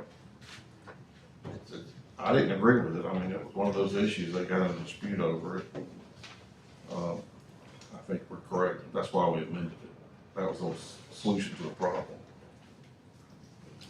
Okay, so that resolution, can we get a motion in a second? Yes. Okay, all in favor of the motion, say aye. All opposed, motion carried. Item 3, resolution approving the form of and authorizing the execution of an interlocal cooperation agreement between the city of D'Iberville, Mississippi and Harrison County, Mississippi in connection with the amended and restated tax increment financing plan, D'Iberville, Mississippi, one promenade project. Motion. Second. Discussion. All in favor of that motion, say aye. All opposed, motion carried. We had number 4, didn't we? Yeah, yeah. Now, 14. going to number 14. Okay, order acknowledging receipt of and approving the petition for decreases to the 2020 personal property roll as recommended by the tax assessor. Motion. Second. Discussion. All in favor of the motion, say aye. All opposed, motion carries. Item 15, order acknowledging receipt of and approving petition for decreases to the 2021 real property roll as recommended by the tax assessor. Motion. Second. Discussion. All in favor of the motion, say aye. All opposed, motion carries. 16, approving amendment of the agreement for online auction portal to provide services for Harrison County tax sale between GovEase Auction LLC and Harrison County, Mississippi, which allows GovEase to manage and maintain all auction proceeds, deposits, billing, fee payments, and refunds deposited with Harrison County tax collector. Motion. Motion. I'll make a motion for discussion. Yeah, Second. second discussion. Discussion. Yeah. Now, Okay. What? Can we come on? Yeah. Okay, I'm sorry. Yeah, Do you want to? yeah. Sorry, she looked at me, I did. Okay, what this means is, right now, the tax sale is handled online. So all they do is post the tax sale and sell the property. That's it. They don't do anything else. So going from 1.25 to 2.0 means that it will eliminate all the, it takes about, that online sale, we used to do it in a week. Now the online sale takes about 3 weeks now. It keeps people from coming in, handing us hundreds of thousands of dollars in cash. They walk in with all that cash, they don't want to give it to us all at once. So if they want to pay $1 million if they want to for the tax sale, they'll give us $100,000 at a time in an envelope. So that's a lot of time that we're taking to sit there and count out $100,000, and you got taxpayers still walking to the door, you got phone calls you need to do, you got a lot of transactions you need to handle, and you got to make sure that one clerk counting that money out is getting it right, not messing up by a few $100s. It could be $1,000. Is not part of Harrison County, is this even? Well, this is a contract we already have with them. I'm sorry, Tim, can they hold that money? I'd have to look at it, I haven't looked at that, so they're gonna be holding the county's money. Uh-huh. And then they give us the And money like at she the said, end. it's a lot. And they cut all the refunds out, like right now we cut, last time we collected 17 million and we cut out refunds for 7 million. So now they will be holding all that and they will cut the refunds and give us the money at the end. What kind of, It goes from 1.25 to 2.0, but I didn't realize there could be a problem with them holding the money. That's what I. They do it for other counties. I'd have to get a list of it, of the other counties they do it for, but they're already doing it for other counties. No. I just didn't let them do it for us. What we are we need is protected not some for way, you. bonded or protected that we get our money, somebody don't walk off with $10 million worth of county money and we stuck. That's the 17 only million. thing, that's the only thing. I'd have to look at that closely, and I have not looked at it, I apologize, I read this, but I didn't realize it was gonna be a question about. I can get you more information. So I think we like- just need to We be can. careful protecting the county. Yeah. If they holding money, they're actually taking money and holding it before we. Well, your employees are bonded, I don't know what theirs are with. So I could offer a substitute motion to table this Okay. until we get. That's fine. Yeah, and I can get you more information. Yep. Yeah, let us look into it. Okay. Well, I can get you more information, give it to you, Tim. Is that Just email it okay? to me, if there's other counties doing it, that doesn't always make it right. That's exactly right. That's true. I totally agree with that. We Okay. will contact their board attorneys and talk to them about it. Okay. Yeah, we were just trying to think of a way to keep them from coming in and paying us so much cash. That's a lot of cash for 3 weeks. There's always been too much cash. Always. Well, you can't not take cash. They want to give it to you, you have to take it. There's interest involved in this. Is that company earning interest off of that? It'll money? go from 1.25 to 2.0. No, that's not. That's us, so they get. Oh, that they're them When are they put it in interest. their bank account. Well, they're earning interest on our money, Yeah. not, Everybody's earning it. and we're not getting any of it. Yeah, okay. Right. Don't they have equipment, I'm sorry, they have equipment that they use for drive-through banking. I researched some of that, and you can, that's where the drive-through came from and some of the ideas, but, and they count it. You stick it in the machine and the machine counts it, and then the main. Like you're talking about the machine John McAdams has in his office, it counts the machine, counts the money for you, but y'all didn't want me to have that. I think we went into discussion with that. Well, you The had same machine you interface, have. no, what we suggested is that you take your interface fund money and buy one of those. Yes, well, that's not a problem for us at all. Because you Yeah. have the interface We fund do. money that's Mhm. available, that Yeah. won't have to come out of your budget. Yeah, I think, we came to that, it's been months ago when I came here for that, but I think John has 2 of those, I think you have. And they've been One in successful. First One, Judicial. yeah, and we've been checking with the clerks. Because of tax sale land redemption, we take in a lot of cash and it's very safe. It eliminates the errors in counting the cash. And it's So- security. We would love to have the machine, but like I said, we came to y'all with that before. Couldn't buy one? That was months ago. No, that was $100-something thousand. Can I make a suggestion? I wasn't here, but I think. We shouldn't be talking about all this cash and open Yeah. security issue, we ought to talk about executive session. Well, I can get you the information on that, and I can get you the information on the price for the machines that Mr. McAdams has. And don't you have, There might be a lease. wouldn't you have that money in your interface fund to Yeah, purchase? yes, it? yes, ma'am. Yeah. Well, it's not, it's settled to the county, to the general fund, so the money's there. It doesn't have to be identified as interface funds. Does that make sense, Jennifer, you in It here? does, it has to be transferred in from the interface fund. My understanding is the interface fund is to be used for basically electronic equipment, and that would suffice, so we, to say Yeah. it's, that's what, you know, we receive over $100,000 a year in interface funds, That's what Connie said. so. Right. And we just have to put on agenda transfer. So either way is fine with us. But I'll get him the information, I'll give him the price of the machine. Good deal. Okay, thank y'all. Yeah, I know, right. So we had a substitute motion, we had a first and a second, a second. Is there any further discussion? All in favor of that motion, say aye. All opposed, motion carries. Item 17. Order approving the final plat for parcel 5 Wolf River Preserve subdivision located in section 34 and 35, township 6 south, range 13 west, supervisors, Board District 3, as recommended by Jackson Turner, P.E., Harrison County. Motion. Motion. Second. Discussion. Jack, could you take 30 seconds and explain that to us? Sure, this is the one that we've been working on for probably a year and a half or 2 years. It's the extremely large parcel, and since he didn't have buyers for each one, they're like 20, 25 acre parcels. And until he had buyers that defined where each line went, he didn't want to plat each lot. So this one just keeps coming around each time he has one lot that's defined and ready to sell. Boy, that's a nice subdivision. Yeah. I had like 20 acre lots and we deal with 80 foot. Okay, is there any further discussion? Thank you, Jack. Yes, All in favor of the motion, say aye. All opposed, motion carries. Item 18, order. Consider request of Pearl River County to purchase surplus 2000 E1 GMC 1250 gallon fire truck from Harrison County Asset 12252, declared surplus on 6/6/2022 in the amount of $25,000. Motion. Second. Discussion. All in favor of that motion, say aye. All Can we opposed? make a motion or just consider it, because we need to make a motion declaring it, order needs a motion declaring it surplus property We already have. We already did We that. already have it declared as surplus. and authorizing it to be sold to another governmental agency under 31/7/15, I think it is, DI. I'll make that motion. I second it. Just glad you got all that. Okay. All right. Is there any further discussion? All in favor of the motion, say aye. All opposed, motion carries.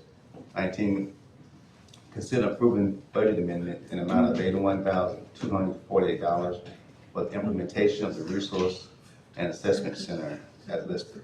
Motion. Second. Discussion. Yeah, discussion. Just for the grant, right? This, the grant's paying for those. No, this is completely separate from the grant. This is a juvenile resource and assessment center that we came to the board back in 2020, Okay.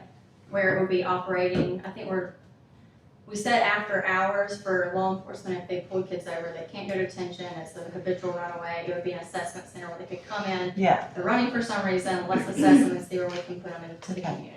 So clerical staff, how many people are making $75,000? No, it's 5, that's all 5 part-time positions. Fantastic, Yes. thank you. I just want to make sure one person. Is there any further discussion? All in favor of the motion, say aye. All opposed, motion carries. Do we need to now make a motion to approve the budget amendment as Yeah. listed? I'll make that. Second. Discussion. Any further discussion? All in Well, I favor? do want to ask, why wasn't it in our original budget? It was originally approved for those positions, I think a higher rate, it was like 89,000 in 2020. And then last year we submitted it again and it wasn't approved. And Gotcha. my understanding is that we need to come back before the board when we're ready to hire. And so we're not ready to hire. Thank you. All in favor of the motion, say aye. All opposed, motion carries. 20, order approving the line item transfer that's listed to cover the outside attorney fees for appointed cases. Motion. Second. Discussion. All in favor of the motion, say aye. All opposed, motion carries. Order accepting the lowest bid for southern exterior for the installation of fencing at visitation centers located at Naples Drive and authorizing transfers in the amount of $11,000 from 001-181-641 to 001-181-640. Motion. Second. Discussion. All in favor of the motion, say aye. All opposed, motion carries. 22, order approving the transfer of $11,000 from account 001-452-919 to account 001452922, cover the cost of purchase of the automated external defibrillator. Motion. Second. Discussion, this came up once before, but there is some training that these people need to have on these AEDs. Not just anybody can use There's them. that. We're speaking with the centers now, and we're putting together a CPR and an AED program for them at this point, so that we can get that out there to them. And it'll be, I think it's gonna be between the Harrison County Fire Service and the, an AMR. I think both of us are gonna be working on that together. Yeah, because I know when the casinos first time, you gotta have training on how to use those things. You could kill somebody. I think we'll do direct, I thought we'll do direct contact. Yes, it will. They're actually, because I kind of went through it one day, they're made to be idiot-proof, they call it. It literally says, put the patch on now. Right, exactly, for dummies, do you agree? That's why they're in airports and everywhere, but it is Yeah, dummy. truly You dummy. agree? You know what I mean, it's not as scary as y'all may think, is what I mean. I personally use the dummy model and the advanced model, so Yeah. I'm more trained in the advanced model. No, it's a citizen device that they want the citizens to use it. The training will be given in a block of time that they've got the CPR and the ability to do that. I think it's successful in other places. We do it all the time. It's gonna be successful for them. Just Danny has something. It really is. You can talk to your back filled up because we've already got You gotta know what you're doing. Okay. them. And when we receive those, then we will set up the training. Okay, good deal, thank you. I've got to say that they're invaluable, though. I mean, having them in the centers where it's going to make a difference. We're going to say, like this morning, we had a full arrest this morning, and it was total. He was out, and we brought him back out into the hospital, and he was talking to everybody by the time we got done. So that early CPR and the early AEDs, and then the advanced life support that we put together in the county saves lives, without a doubt. This is very important. Is there one in the courthouse? Yes, ma'am. In the courthouses, we already have some. Yes, ma'am. With my 4 cents, I'd like to have one in my county car, please. I can use it. Driving, multitasking. I guess if I have a heart attack, that idiot or not, I want him to try. Yes, sir. Better than nothing at all. Anyone down there like this. Send the note down. Yeah, we had him. Is there any further discussion on item 22? If not, all in favor of that motion, say aye. All opposed, motion carries. 23, order approving transfer in the amount of $1,195 from RSVP account 061453475 to account 061453921 for the purchase of the automated alternative defibrillator. Motion. Reading the same thing. Sounds Discussion? like- All in favor of the motion, say aye. All opposed? Doesn't count, I Motion guess. carried. That's the RSVP Item account. 24, That's a zoning. different fund, Yes, it's sir. a different. If we can do, there's 3 cases today on the agenda, if we can do them individually. Okay. Item 24, order concurring with the planning commission decision to approve case file 22058C095 for zoning map amendment filed by Gabriel and Dana Ladner, Alan and Robin Copeland, and Christopher and Karina Ladner, requesting approval to change the zoning district classification of 5 parcels totaling 37.29 acres of land. The properties are currently zoned as R1 low density residential, E1 very low density residential, and A1 general agricultural districts. The request is to change the zoning district classification all to E1 very low density district for the purpose of subdividing properties and correcting lot lines as shown on the site plan. Motion. This was a family, they had 3 beautiful houses on a large tract of land. They had some crazy lot lines on there, so they came in, we sorted it out, and everything's squared away now. Bell Creek Road, I think it's in District 3, but if 2 wants it, that's fine. I think You have to go into Hancock County to get to Bell Creek Road, so It's still one of the in few District roads three. that, it is definitely District 3. Pardon me? It's definitely District 3. It's listed as. It says 2 here. It says 2, that's what he's talking That's a about. mistake. That's why I was quiet, I Gotta wasn't gonna correct say it. anything. Gotta correct it for the record. Okay, any further discussion? All in favor of the motion, say aye. Opposed? Motion carries. 25, order for the planning commission's decision to approve case file 22028C034 for a zoning map amendment and conditional use permit filed by Greg Williams for Fishgate LLC, requesting approval to change the zoning district classification of 3 parcels totaling 17.9 acres of land. The property is currently zoned as E1, very low density residential. The request is to change the zoning district classification to A1, general agricultural district, for the purpose of adding this land to the proposed 57-acre extraction operation on a combined 89.5 acre site as shown in the application. Extraction operation dirt pits require a conditional use permit from the planning commissions in the A1 general agricultural district. Motion to deny. Second. Discussion. Pat, the planning commission said they were okay with this? Yes, ma'am, it was a split vote. So the- you understand the motion that I made was to not agree with the planning commission? Yes, ma'am. Okay. Before we get down to popular stuff like dirt pits in Harrison County, I'd like to thank the board. Give me I'm your the- name. I'm Greg Williams. I live at 850 Wire Road East, Perkins, Mississippi. This is my lovely bride, Angel Williams. She lives with me, Perkins, Mississippi. Hopefully. How come you don't That'll be her have, crown. how come you're not doing a dirt pit where you live in Stone County? I have 3. Because that's not enough. Yes, ma'am. I mean, but it's all about logistics. Yeah. It's all about logistics. I mean, if we're gonna get into that, we can compare WC4 as 25 But we're in not one doing county. it because we're not having a hearing. I You can understand, appeal but it. my zoning, but you automatically deny, so I'd like to plead my case on how the zoning board has seen that it fit the county perfectly. We don't want a hole, we don't want another dirt pit, we don't want another hole in the ground. I access a 4-lane highway I don't come out on a private road, no county roads, I come out on a state highway. When I get done with the project, it's level with the highway. There's no hole in the ground. It's a hill, cut it down, make it level. That's why the zoning. In my opinion, there's not a need for it either. Do, That's just my am I able to speak, or does she have the floor? Well, we have to be respectful. Yes, sir. She is a supervisor. And it's this board of supervisors meeting. So when do I speak? After Well- she's done, or you can go ahead and speak, and then I'll speak next. But actually, we don't have to hear it at all. Oh, No, we don't, because it's not a hearing. We're trying to be courteous. I apologize, but I'm trying to speak.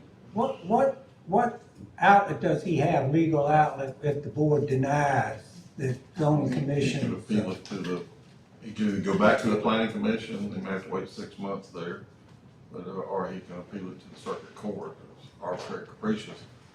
It's a standard, although this is a zoning, so it's a zoning change, which is a little bit different standard. Thing that I saw that was a little bit concerning is that they said that the dirt pit was visible from the highway. And Mr. Williams said that it was not visible from the highway on the record. Then there were photographs that showed that it would be visible. And if you remember, this is a scenic byway. And the other thing would be that the dirt pit would be visible for 5 to 10 years, is my understanding, the length of time that he would be hauling dirt out of it. Right along the major scenic byway of Highway 67, what I saw that was conflicting in the evidence, because Mr. Williams said it was not visible, and the board has seemed to, the commission seemed to accept that. There were photographs that showed that it is visible. Patrick said it was visible. And they also took the position that that was the MDOT's obligation to enforce whether or not it was a scenic byway. I disagree with that. I think that is actually the position of what the commission and this board should be looking at. how it affects the community at large. And when you're doing a zoning, this is a zoning change, which is not a right to do it, it's a conditional use permit. So that was my concerns about it. And also, it is a dirt pit, that's all the applications say, dirt pit. They don't say anything about leveling land, they don't say anything about that. And it is beautification, and as we know, there's no beautification in front of your commercial property that we changed, so, and you were asked to do that. I don't own that.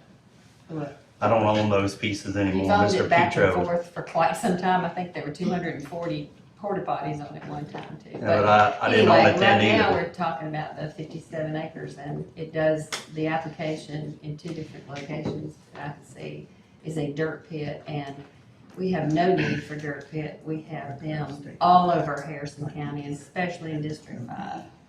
And they just approved I think one right there beside it, but That's this one why we is don't not gonna need be a it. hole left in the ground.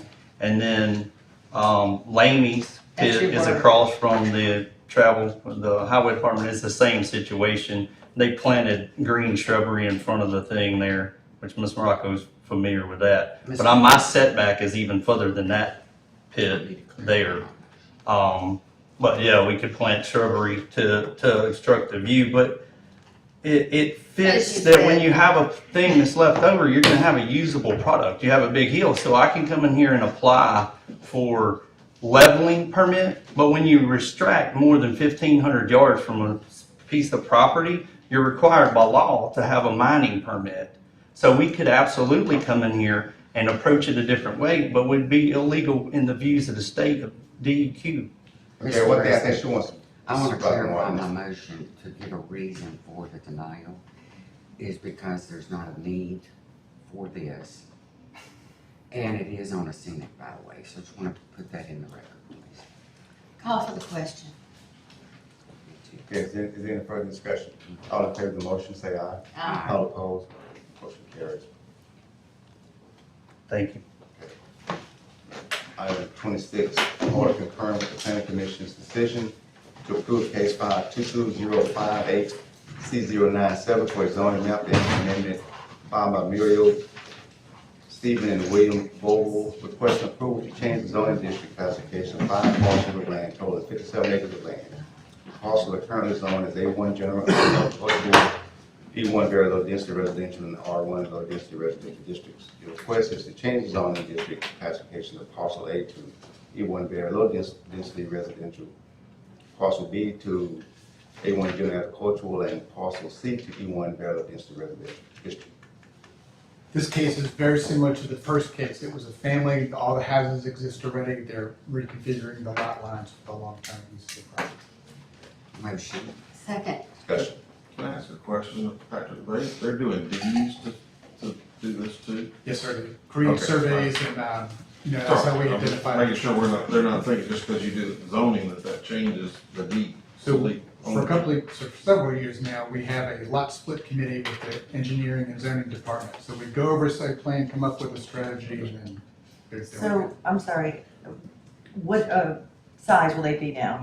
The A1, I think, was over 20 acres. And I know Okay. we talked about 15 for the other thing, but in this case, it might have been 25 acres. Okay. And then the R1 was smaller than 3 acres, the E1 is bigger than 3 acres. Smaller than 3 acres, but not smaller than 2 acres. I'd have to. They need to be at look least the 2 acres. No, 1 acre is the minimum for the R1 district when there's a well and septic. 1 tank on the acre, property. okay, because I got a letter from somebody, decision that was made when I wasn't here a few weeks ago. I'll get with you on that. If there's water and sewer, you can have a smaller lot, but. Smaller than 2 Yeah, acres. let me know the Okay. details of that. Thank you. Okay, is there any further discussion? All in favor of the motion, say aye. All opposed, motion carries. 27, order to approve payment of claim listed paid from the tort account. Motion. Second. Discussion. All in favor of the motion, say aye. Aye. All opposed, motion carries. Order concurring with the county administrator on appointments listed and on file with payroll clerk. Motion. Second. Discussion. All in favor of that But motion? this, on the discussion, and maybe simply that, are we taking care of the level 4 applicants that need to be moved up? I didn't see them on here. Am I They're on missing the something? next agenda. They're on the next one. They They're on just the signed next their agenda. personnel action forms. Let me ask you something, are they losing pay on this? once they get that license, it seems to me like for their benefit, the board should act immediately at the next meeting, once they receive that license, and they lose, or what's the issue as far as their money in From their the pay? time that we do the personnel election form, if it's the next board agenda or what have you, back pay to the date. Back pay, okay, so they get their money. It's effective on the date, like the Yeah. 13th of the start of that pay period. So They'll be Back they get paid. One other question in reference to the level 4. If you hire somebody in on a level 4, that means they have their CDL. Do they start off at the base pay of a level 4? Yes, because, Minus the pay raise that's for that year. correct. So they start off at the base pay of a level 4, minus the 5%. pay raise, whatever was the board approved previous. Then at the end of the year, they get that pay raise. Okay, 1 year. Yes, sir. thank Okay, any further discussion? Did you repeat that? No. All in I'll favor? talk to you later, Mark. you. Well, I guess the question that I asked, there seems to be a delay getting those, what's called personnel action forms. What's the cause of the delay? Did you, Is it- notification? I think, Tim, you had put forth those things and they're getting delayed to come. Yeah, I think with HR, as far as the 1 year, they're not putting it on the agenda now, is that correct? The COLA does not go on the agenda, So, but it has nothing to do with it getting to payroll. right, well, I don't know what's going with payroll and stuff, but,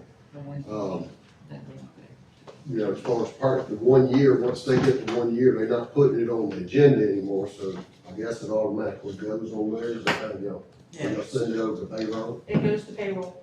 It goes directly to payroll. Yes, So we have sir. no. We don't have to approve that. Correct, not for the, it's Not for already the been COLA. approved, the 5%'s already been After approved 1 after 1 So, year. but it's automatically at that 1 year period, it automatically goes to payroll. Yes, sir. You gotta complete the personal action form to go with it. That's why I want to make sure that those personal action forms are completed and submitted. Because you're talking Very about people. important, very important. As soon as They we have get the their money. PAFs, as soon as we get the PAFs, we send them to payroll for the cost of living allowance. Okay. Just want to make sure that it's done on time. As far as the license, if they go through and get their CDL license, they just have to have a copy of their certificate. Yes.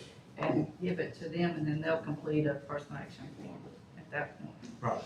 Okay. Another thing I'd like to see, if it's straightened out too, is health insurance. The health insurance was delayed and some people thought it didn't kick in 3 months, it kicked in at 6, so they were still paying for their own medical. Is that underway? Is there a way to contact? And not all of the road department folks have email, so it probably should go to the director, their boss, so that their boss can tell them about it. I'm not sure what the issue is. Can you repeat that? I'm sorry. I know, sometimes it's clear as mud. Okay, when people are hired, they should be told that they have their insurance become active at 3 months. There has been instances in District 5, I'm not sure about the rest of it, but there's been instances where they did not know, and correct me if I'm wrong, Tim, that Tim didn't know, Mike didn't know that the insurance kicked in at 3 months. They thought it was 6 months because that's what it used to be. So in essence, those folks did not have any insurance for 6 months. No, ma'am. In orientation, they are told that insurance benefits kick in on the first of the month after 60 days, and that they will be taken out. They'll start getting their deductions the month before their insurance is actually active. We send them email links to eNavigator so they can enroll. And if they don't, and if they don't have email, we have them enroll with us in our office. So I don't know where 6 months came in. I would just suggest that come in their packet It And they'll be does. told how to fill it out. We give them a complete benefits packet that explains everything about their benefits, the options, and when it's active. Okay. Yes, ma'am. Some of it didn't, some of them did not get it, nor did they get the information. And I think Tim, if it goes to Tim first, then maybe, Tim, I know you got a lot to do, but You know, you make sure your that's- office that's- distributes that. That's my job. Now, I need to be aware of this stuff. Okay. It's a lack of communication sometimes. Well, if somebody could tell us who it is, then I'll look into it, but everybody is told the same thing in orientation, that their benefits kick in on the first of the month following 60 days of employment. We even tell them what that date will be. For example, if they start today, we let them know that their insurance will be effective, what's this, June, July, August, so it'll be September 1st before their benefits are effective, and that they'll start deductions in August. I'm just saying that there were some that were meant, if it's corrected, fine. Right. That's all I'm trying to find out. Right, and if I it's a- could find out who, I then don't we can think they're remedy here it. anymore. Okay. Thank you. Oh, that, not the medical people, but people where the communication problem happened. Gotcha. All right, is there any further discussion? All in favor of the motion, say aye. All opposed, motion carries. Item 29, orders ready for the minutes list of emergency low quote and state contract orders issued by the purchase department. Motion. Second. Discussion. All in favor of the motion, say aye. All opposed, motion carries.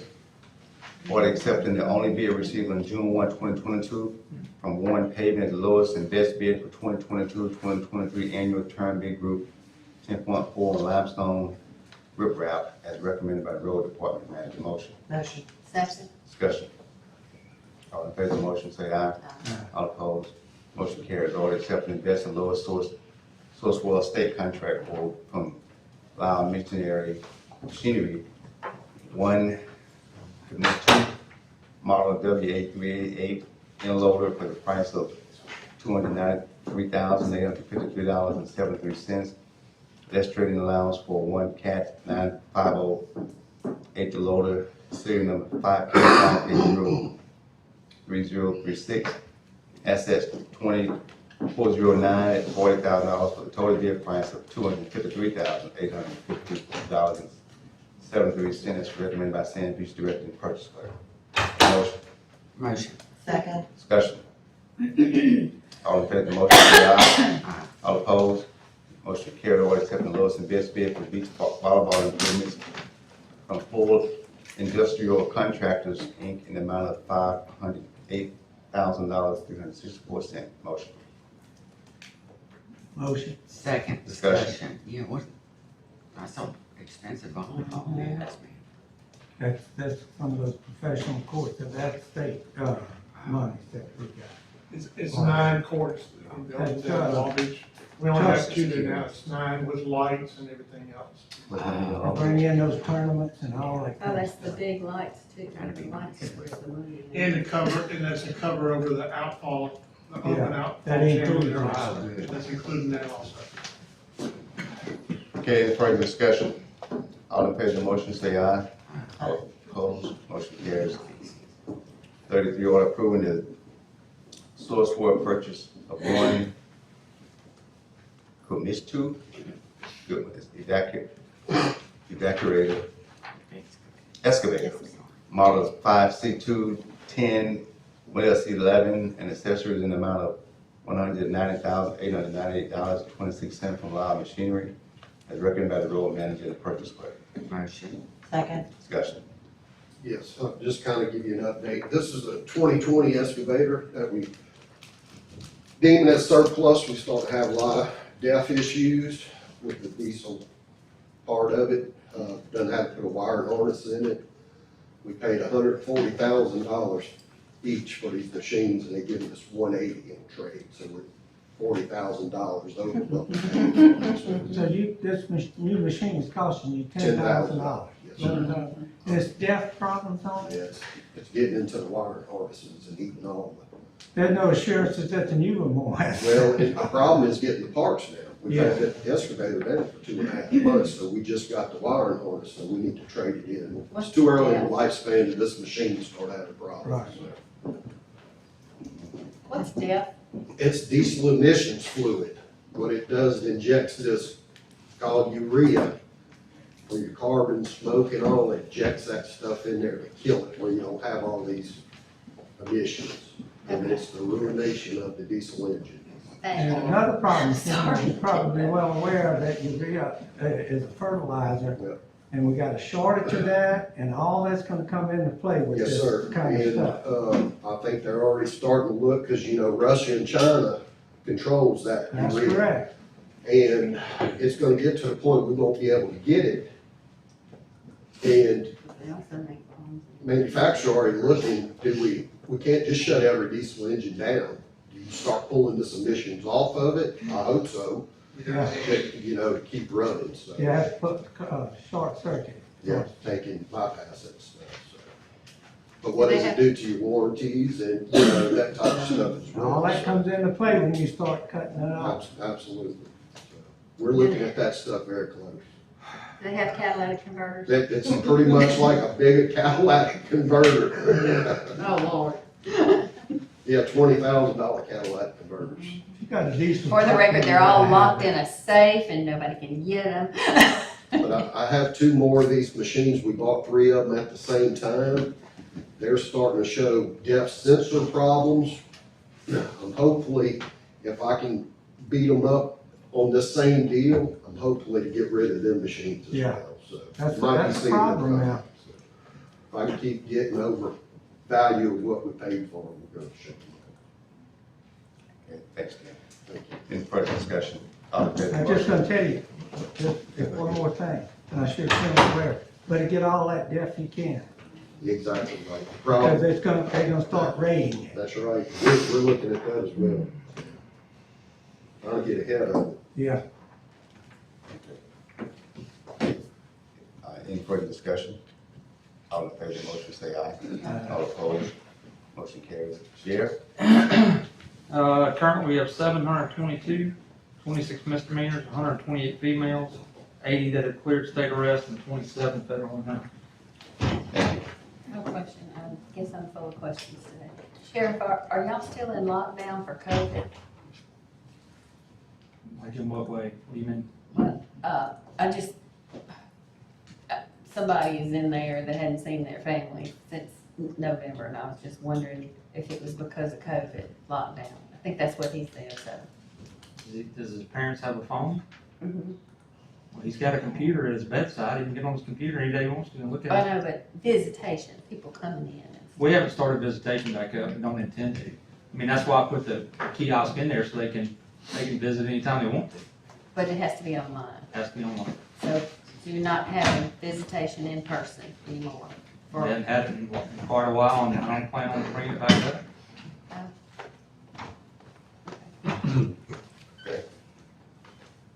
They don't have physical contact in person anyway, right? I mean, there's something between them. So FaceTime is very I'm just saying, I mean, FaceTime is very similar, because you can't touch them anyway, right? No, you can't do anything. That's why our computer's in there. They can talk to them 12 hours a day if they want to. So they can Okay, thank you, Sheriff. 35, order adjudicating the electronic submission of 2022 Ford Security Grant Program for the Sheriff's Office. Motion. Second. Discussion.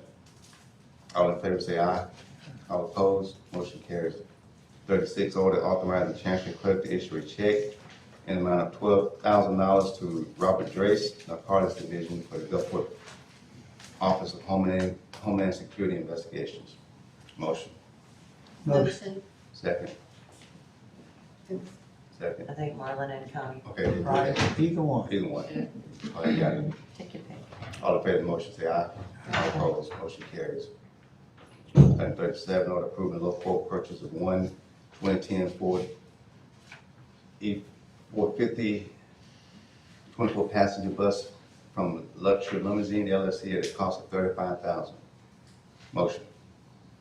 Motion. Second. Second. Discussion. That's inexpensive, isn't It's it? a used. It's a good deal. 12 years old. Is it really luxury? It's 20 years, it's 10 years, 12 years old. That was just the name of the company. Okay. I was in a luxury limousine with the sheriff. Gotcha. You like to go buy one. Yeah. Start a business. Any further discussion? All in favor of the motion, say aye. All opposed, motion carries. 38, order approving local purchase of 10 radios and accessories at a cost of $12,000 from Communication International. Motion. Motion. Second, Second. discussion. All in favor, say aye. All opposed, motion carries.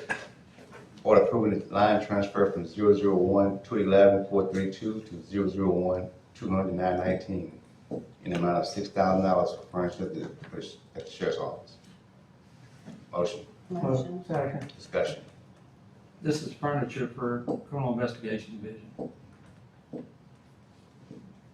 Any further discussion? All in favor of that motion, say aye. All opposed, motion carries. Order approving low floor purchase of 13 additional cameras and new 72 TV server to be installed at the Harrison County Sheriff's Office in the amount of $40,825 from B&E Communications, billed from 001-200-922, and authorizing county administrator to transfer these funds. Motion. Motion. Second. Discussion. All in favor of the motion, say aye. All opposed, motion carries. Order approving mileage reimbursement for in-county and out-of-county travel for following employees. Motion. Second. Second. Discussion. All in favor of that motion, say aye. Aye. All opposed, motion carries. Order declaring road department asset 27964, cat excavator 320 GC hydraulic surplus for use as trade. Motion. Motion. Give me a second. Second. Discussion. All in favor of the motion, say aye. All opposed, motion carries. Order authorizing transfer the amount of $600,000 from 171-900-950 COVID-19 funds to following funds. Motion. Motion. Second. Second. Discussion. All in favor of the motion, say aye. Aye. All opposed, motion carries. Order authorizing reimbursement of road fund 150-00036 for work performed as listed. Motion. Second. Second. Discussion. All in favor, say aye. All opposed, motion carries. Order authorizing reimbursement of the bridge fund 160-00036 for sign work performed as listed. Motion. Second. Second. Discussion. All in favor of the motion, say aye. All opposed, motion carries. Order Chancery Clerk, order approving payment of claims, following claims. Motion. Second. Discussion. No, you made a motion, so. You made the motion. Second. And no further discussion. All in favor of the motion, say aye. Aye. All opposed, motion carries. Order authorizing the issue of duplicate warrants for the following certificate and affidavit filed with the Chancery Clerk. Motion. Second. Discussion. All in favor, say aye. Aye. All opposed, motion carries. Order approving payroll of poll workers and election workers for June 7, 2022 primary election and June 28 runoff. Motion. Motion. Second. Discussion. All in favor of the motion, say aye. Aye. All opposed, motion carried. 49, order authorizing Paul Michael Rhodes, Criminal Investigator, District Attorney's Office, to have access to work email on his personal cell phone. Motion. Second. Discussion. All in favor of that motion, say aye. Aye. All opposed, motion carries. 50, order acknowledging the notification of completion forms to the Department of Marine Resources for Thailand project number FY19 M62612 Sand Beach Washoe cleanup and FY 2017 P626 Long Beach Gateway. And requesting reallocation of the remaining funds. Motion. Motion. Second. Discussion. All in favor of the motion, say aye. All opposed, motion carries. 51, order acknowledging receipt of the appraisal prepared by Alan Purvis on tax parcel number 079003003000, adjudicating the appraised value offered to the property owners to acquire right of way from improvements to the intersection of Canal and Landing Roads, project number SAP 2459, accepting the easement executed by Pat H. Ford Jr. Motion. Motion. Second. Discussion. All in favor of the motion, say aye. Opposed, motion carries. 52, order approving agreement between Harrison County and Chronos Sashir Inc. and Ultimate Chronos Group UKG Company from Chronos System Upgrades for the county and authorizing the board president to execute motion. Motion. Second. Discussion. Is there a call? Yes, it's an increase. There's actually also an installation cost on that. Two different prices. Thanks. Okay. But that installation is only a one-time, the other one is. Yes, ma'am, that's is, correct. The other amount is 3 years. It's what?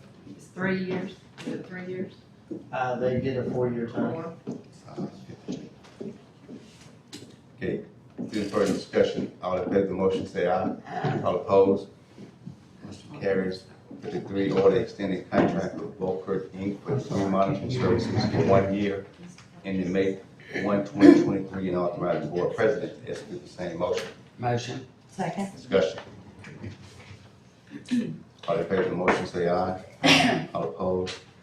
Motion carries.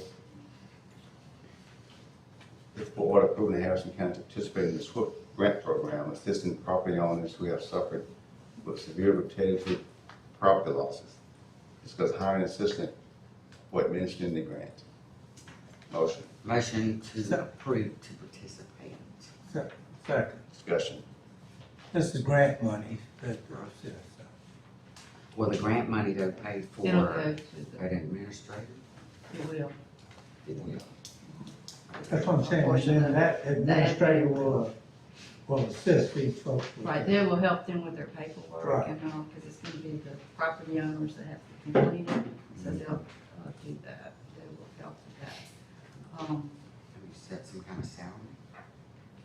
No, we'll have to take proposals, and since this is federal money, we probably have to do the request for proposals, so can we put that in the So I'll order? recommend that motion to include RFP, excuse me. Okay. Any further discussion? All in favor of the motion, say aye. All opposed? Motion carries. 55, order approving installation of street lights as listed. Motion. Discussion. All in favor of the motion, say aye. All opposed? Motion carries.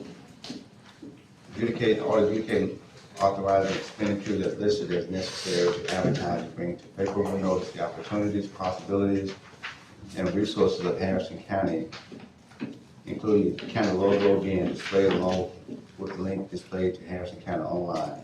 Motion. Second. Second. Discussion.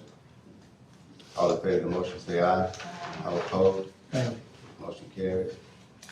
Into agenda, Sheriff, you have anything? Sheriff, you have anything? Ma'am, you have anything? I just have a personnel matter in the executive session, HR update on that Okay. information. Supervisor Ladd? Nothing. Supervisor Martin? Supervisor Rocco? I'm Oh, yes. sorry. Anything? A couple of things. One is we have an at-large that is about to expire in July, and I'd like to appoint Thomas Sherman, who lives in my district. At-large for what? For, I'm sorry, Connie, I got. I'm sorry, at-large for the Tourism Commission. Who would they be replacing? Who is it? Pat Brooke. Why would we replace Brooke? She's the president. She's not, well, they said, I believe she's president, but only if she's reappointed, and I'm not willing to I'd like. Okay, well, we need to talk about that in executive session, because that's, if that's an at-large, that's all, that's three The of board, us. if you Yeah, got a board member, has that term expired? No, it does, but the at-large, I was just making a point for at-large. I was making a nomination for an at-large. If you want to vote it down, we can, but we have to have everybody vote for it. I I think understand that. We need to talk about that. about that. I'll second it. Discussion. Yeah, second discussion. I'd like to go to executive session. There's some personnel things that, I mean, I'd like to hear your reason. Well, the last time I talked to her, which was a few months ago, she said she didn't want any part of it. She was tired of being on it. Well, then we That's- need a letter of resignation. Yeah. Well, and I talked to her last week, and that's not at all what she said to I'm just me. telling you, the last time I talked to her, that's what she said. Okay, well, can we talk about that in executive session? I asked. I'm not the- sure that qualifies. A little what, it's not really a personnel matter, because she's appointed to another board. I'd have to look at that. If you give me a second, I'll look at it. Can we at least wait till we can discuss? I mean, this is just so I will not it's vote in to approve someone else unless we get a letter of resignation from the person that we're replacing. Why would we need a Because, letter? because if the board is dissatisfied with an appointment on the thing, then it requires a vote to remove them. No, I but thought her term was up. her term is up, Marla. When is it She's up? only been in 1 year, July how 1. could it be up? She's only been in a year and a half, She how took could it be someone's up? place. July 1 is up. So, and we're not having another meeting, so I was just, I mean, I don't wanna talk about personal things, but she has gone above and beyond and done things that we asked her to and saved the regional tourism, as you know, Marlon, remember that? I mean, I'm shocked I that think you would we make need to that talk motion about without this. us talking about it. If there's something I'm not Personally. aware of, I'm happy to hear it. but I just I said that, when she told me she wasn't interested, No, that's- I'm like, okay. That's bizarre. It's like literally last week, she told me something completely different. She hadn't talked to me in 2 or 3 months, so I don't know. No, y'all were together at Kim Fritz's pool 1, 2, 3, 5.5 weeks ago. But that's what it was. Wow. So, do we want to vote on it, or, I mean, That's- vote? Huh? There's a motion and a second on the floor. Well, we can vote. I mean, I think it just seems so unfair, all that she's done, all that we asked her to do, a tax attorney, all the things, she saved regional tourism, as you know, Marla, I'm I would kind of, it's still- gotta be a personal reason, and Before I I'd can like vote to. I reached someone out else, to I you. want a letter of I reached- resignation from her. I reached out to other people. You don't need a resignation, Marlon, when her time is up. She's no longer after. I might July want to 1. reappoint her. But you're telling me But she there's- won't but get you- off. but we So all if reappoint she her. won't She does get not off, we want need to to. hear from her. But we all, Can we hear from her We at all- least? Would that be fair to at least hear from her? I don't care, that's fine with me. But we all vote for her, I know that. Yeah. so, But you're saying that she told you she did not want to serve anymore. yes, she did. I'd like to hear that either from a letter thanking us for allowing her to serve and that she no longer wants to serve or what, because there's some issue there. Yeah, I just think And that's not secondly, fair. this is if you're gonna appoint someone, we need to talk about that. I've never even heard A of him, reappointment. or she. Who would It's you- a board appointment. And Well- I'd like to talk about it a little bit. Well, he's I gonna don't check and even see know- what we can talk about. I don't and even see know what the we want to person do. that you're trying to appoint. Maybe I would I don't know support it. either. I don't know Yeah. that yet. Can you repeat the name? Thomas Sherman. That's Thomas one, and then Sherman. Thomas Sherman, and then there's another one, but she's not in my district, and according to the law, you have to appoint somebody from your district. And who is what's the other seat? Who would they be? The other one would be, Tricia Johnston, but she's in Is it- district, Oh, she's you in mean district Teresa? 4. Teresa. Teresa, yeah, but Teresa's really good too, but she's in, Beverly's district. And who would she be replacing? No, she just She wanted wouldn't be that replacing, nomination. it'd be the same nomination. Everybody have a According to the recommendation. law, according to the law, literally, Wow. you have to appoint, each supervisor has to appoint someone at Sure, large from their district, district. and then at large, yeah. And the at-large has to come, like, you have to appoint somebody Right. from District 2, I have to appoint somebody from District, So 5. Connie, you're saying the nomination has to come from whoever district that person lives in? Yes. Gotcha. Okay, Lord. And that particular one, At large, I can she appoint, does not, if I wanna make a recommendation to At large is somebody at any. large, I can do it no matter what district they live in. no, that's not what the law No, you says. read it and see. I did. Mr. Holloman. At large, So you Pull it can't at large is a decide board this. appointment. At large, Tim, you need to check that, because at large is a board appointment, and if it's a board appointment, it's indifferent as to what district they live in. If the law doesn't say that, we got a I problem. do in Hancock This is County. what it, What do I do in Hancock County? Okay. okay. There's a total of 9. Each supervisor shall appoint one, nominate one from their district. Then it says, no supervisor may nominate any person from another supervisor's district to be a member of the Bureau. It's literally what it says. What it's saying is that I can't appoint Deborah's appointment. Tricia said. No, it's saying, So y'all didn't can't. expect this conversation. I'm just No, no. curious. You I can't do really that. am curious. Let's be real. you Where does this can't. come from? After all Brooke has done, you're gonna go, not even talk to us? No, all that she's done away with all the committees. Exactly, because we told them to, because one person was having too much power. 1 of 15 was having too much. Can we at least hear from the staff, or maybe Judy Young, the new executive director, of what's really going on? Is that, I you just just don't want us to hear I what's really talked going to on? someone, I talked to her, I talked to Brooke.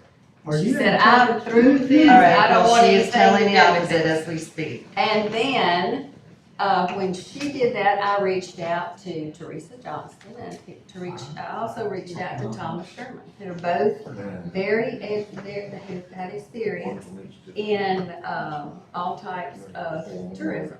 So, and then when the vacancy came up, she was in my district and I decided that I'd like to reach out to these people because I already did. Why is everything a major case and drama going on here? That's all I did. I want an interpretation, as to whether an at-large appointment has to be made by somebody, if in my district. I know that each supervisor has an appointment, literally and says. that appointment has to be in that supervisor's district. We know you're. How many at-large do they have? You have 4 at large. You have 4 at-large. Any one of us can recommend somebody at large, no matter, or indifferent as to which district they live in, they're at large. It's, the that's statute's poorly written, let me say that to you, no question about it. What now? That might have not been. Poorly Wait, written. Johnny, let me hear The what, statute's poorly written, to say the least. And I'm just gonna read to you to see what the problem is. The Board of Supervisors of Harrison County shall appoint 9 members of the Bureau with at least 1 member from each district of a supervisor upon the recommendation of such supervisor. Right. That's 5. No supervisor may nominate any person from another supervisor's district to be a member of the Bureau. That's what it Period. literally says.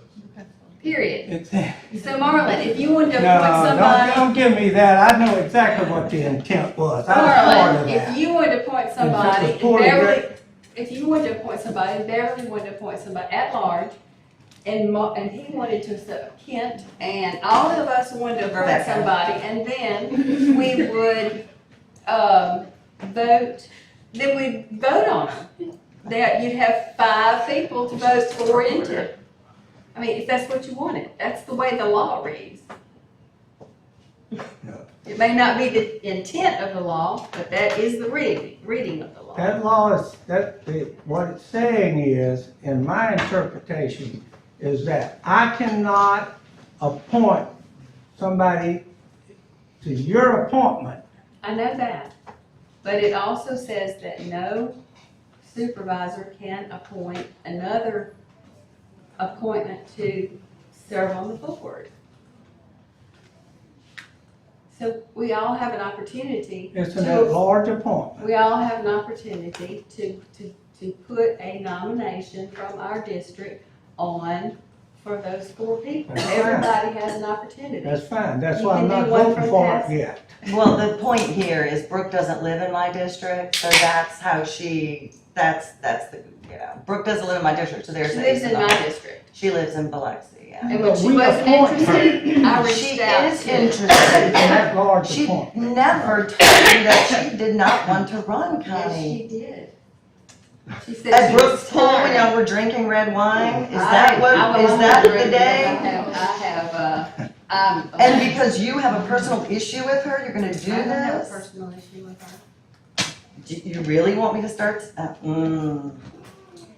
Marlon, guide me. I mean, really, I really wish I was still a reporter so I could speak the truth. I hear that so many times. Exactly, I wish you were a and you're the reporter. star of the show. Thank Yeah, you. believe Thank me, Oh, you it's- will be. Go ahead, she's too good for this anyway. Go ahead. Unbelievable. And Judy Young, it'd be nice to hear from the person who's now the executive director, because she'll tell you exactly what this is all Well, I'd about. like to hear from. I sure would from too. Brooks, because you said that Brooks indicated she didn't want to serve. So you're accusing me of a liar. No, I don't appreciate that either. Okay, Anyway. do you wanna call her? Do you want us to call Well, Brooke? it's No, gonna be, we can get at another meeting or something, if we want to, it's not executive She's doing this session before material. June 30th. We told them we wanted to get rid of committees, so that's what Brooke did as president. And Kim does not like it, because she liked to be in charge of the committees. That's how we got in this she wasn't in charge of problem. one committee. The staff is being directed by her. What if all 15 were directed? No, she is not. What if all 15, That is what if not all true. 5 of us were telling Pam what to do? You have, What if all 15? you Okay, have good. somebody that You're right, asks I wanna go, questions. call the question. We're not there. Do you have a motion, Mr. President? And Beverly seconded Okay, do we wanna, withdraw the question, or You can withdraw the motion if you want. do you want to withdraw it? Anybody else here? Or just move forward? I would withdraw it, obviously, but I think you have to withdraw it. I You know, made that's the why I'm motion. just saying. You need to vote or withdraw it. I just think each board member owes courtesy at an at-large appointment to have those discussions before. But we're not supposed to talk to each other. we can speak individually, we just can't speak 3 or more, right? Basically, yes. Well, what do you want to do? Well, I believe that the law is clear on it. And, but if the board is not satisfied on voting on 2 people other than this person that Rebecca wants, obviously, then. This person, a person who has already served us for 2 years, a commissioner? Has she, I don't believe she served us for 2 years. Just call the question. Alright, you wanna withdraw it, or you wanna call I'll a call a question? question.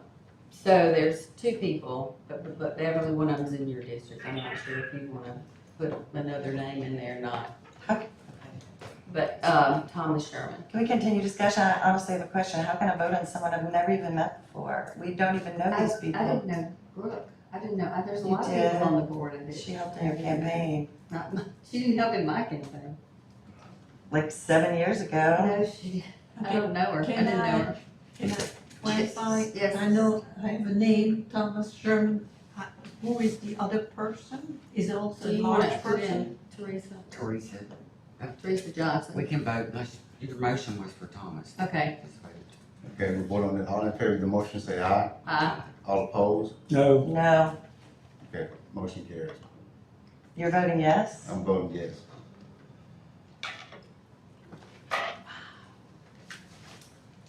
Okay. Right. Thank you. Mr. President. All right, well, there goes clear up regionalism. This was the new term to start with the new appointment is July 1st. Okay. That would be part of it. And we're just talking about that one person, right? Yeah, we're just getting rid of Brooke Schultz. Just not get rid of her. Her You term are has getting rid expired. of her. It does not. Her time has expired and she has not been reappointed. Someone else has.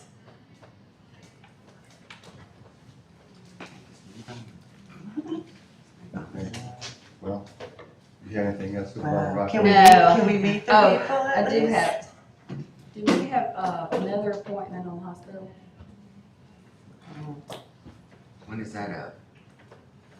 Can we meet these new people that y'all just appointed that we've never heard of? I mean, can you ask them to come in at least? It's only one person. We have emailed me, Kathy, I'm sure you will have to meet with you. Have you met with anybody from Jackson County or Hancock County? About what? Or any of the other people? What other people? Never mind. Okay, No, we'll let's go on. talk about Yeah, it. we'll go on, let's go on around first, then we come back to it. Colleen, Supervisor can you Powell, you give have us- anything? We're out of order. Supervisor Powell, you have anything? Well, I was going to, but I'm scared now. No, no, you have to pull it now. I mean, you have to pull it now, so you have anything. Sabrina works at our Lyman Center. She's amazing, and she's only making $12.25. And I just saw a posting, and I texted Janet about it, and she gave me, it's basically the same job. So, and it's posted for 15, right? The new job, Maria? Correct. So I would just make a motion that Sabrina be brought up to the 15. The $15 is 2 jobs, is 2 positions. Well, Sabrina was moved, she's like assistant director. She's helping Al as assistant, and she's being groomed to take it over when Al leaves.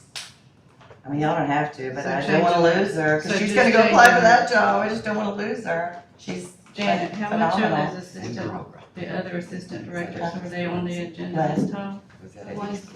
we have on the agenda Uh, now. I think LaBowie. Yeah. Or Who that's- was it, Janet? Yeah. East Biloxi is the new spot? I'm looking for your text. Catherine Call. Yes, that's on the agenda. The one for They social, they are going up to assistant director.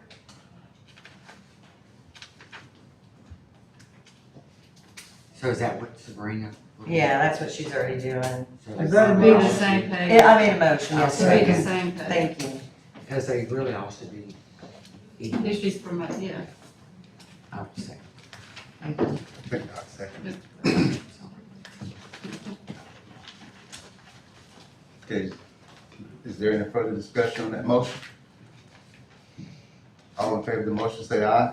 Aye. All opposed? Motion carries. Supervisor Powell, you have anything else? No, thank you. Mr. John, you have anything? No, sir, it's been very entertaining. Yes, sir. Oh, yeah. it Mr. is. Tim Holland, you have No, I anything? don't have anything. Stay tuned. Okay. We have a motion going to executive session. Motion to discuss personnel. Second. Which department? With personnel. HR. HR update. HR. All in favor of the motion, say aye. Aye. All opposed? Motion carries. Make- Yeah, I come back definitely need one. to. Why do they want me here? Why does it even matter if I'm here?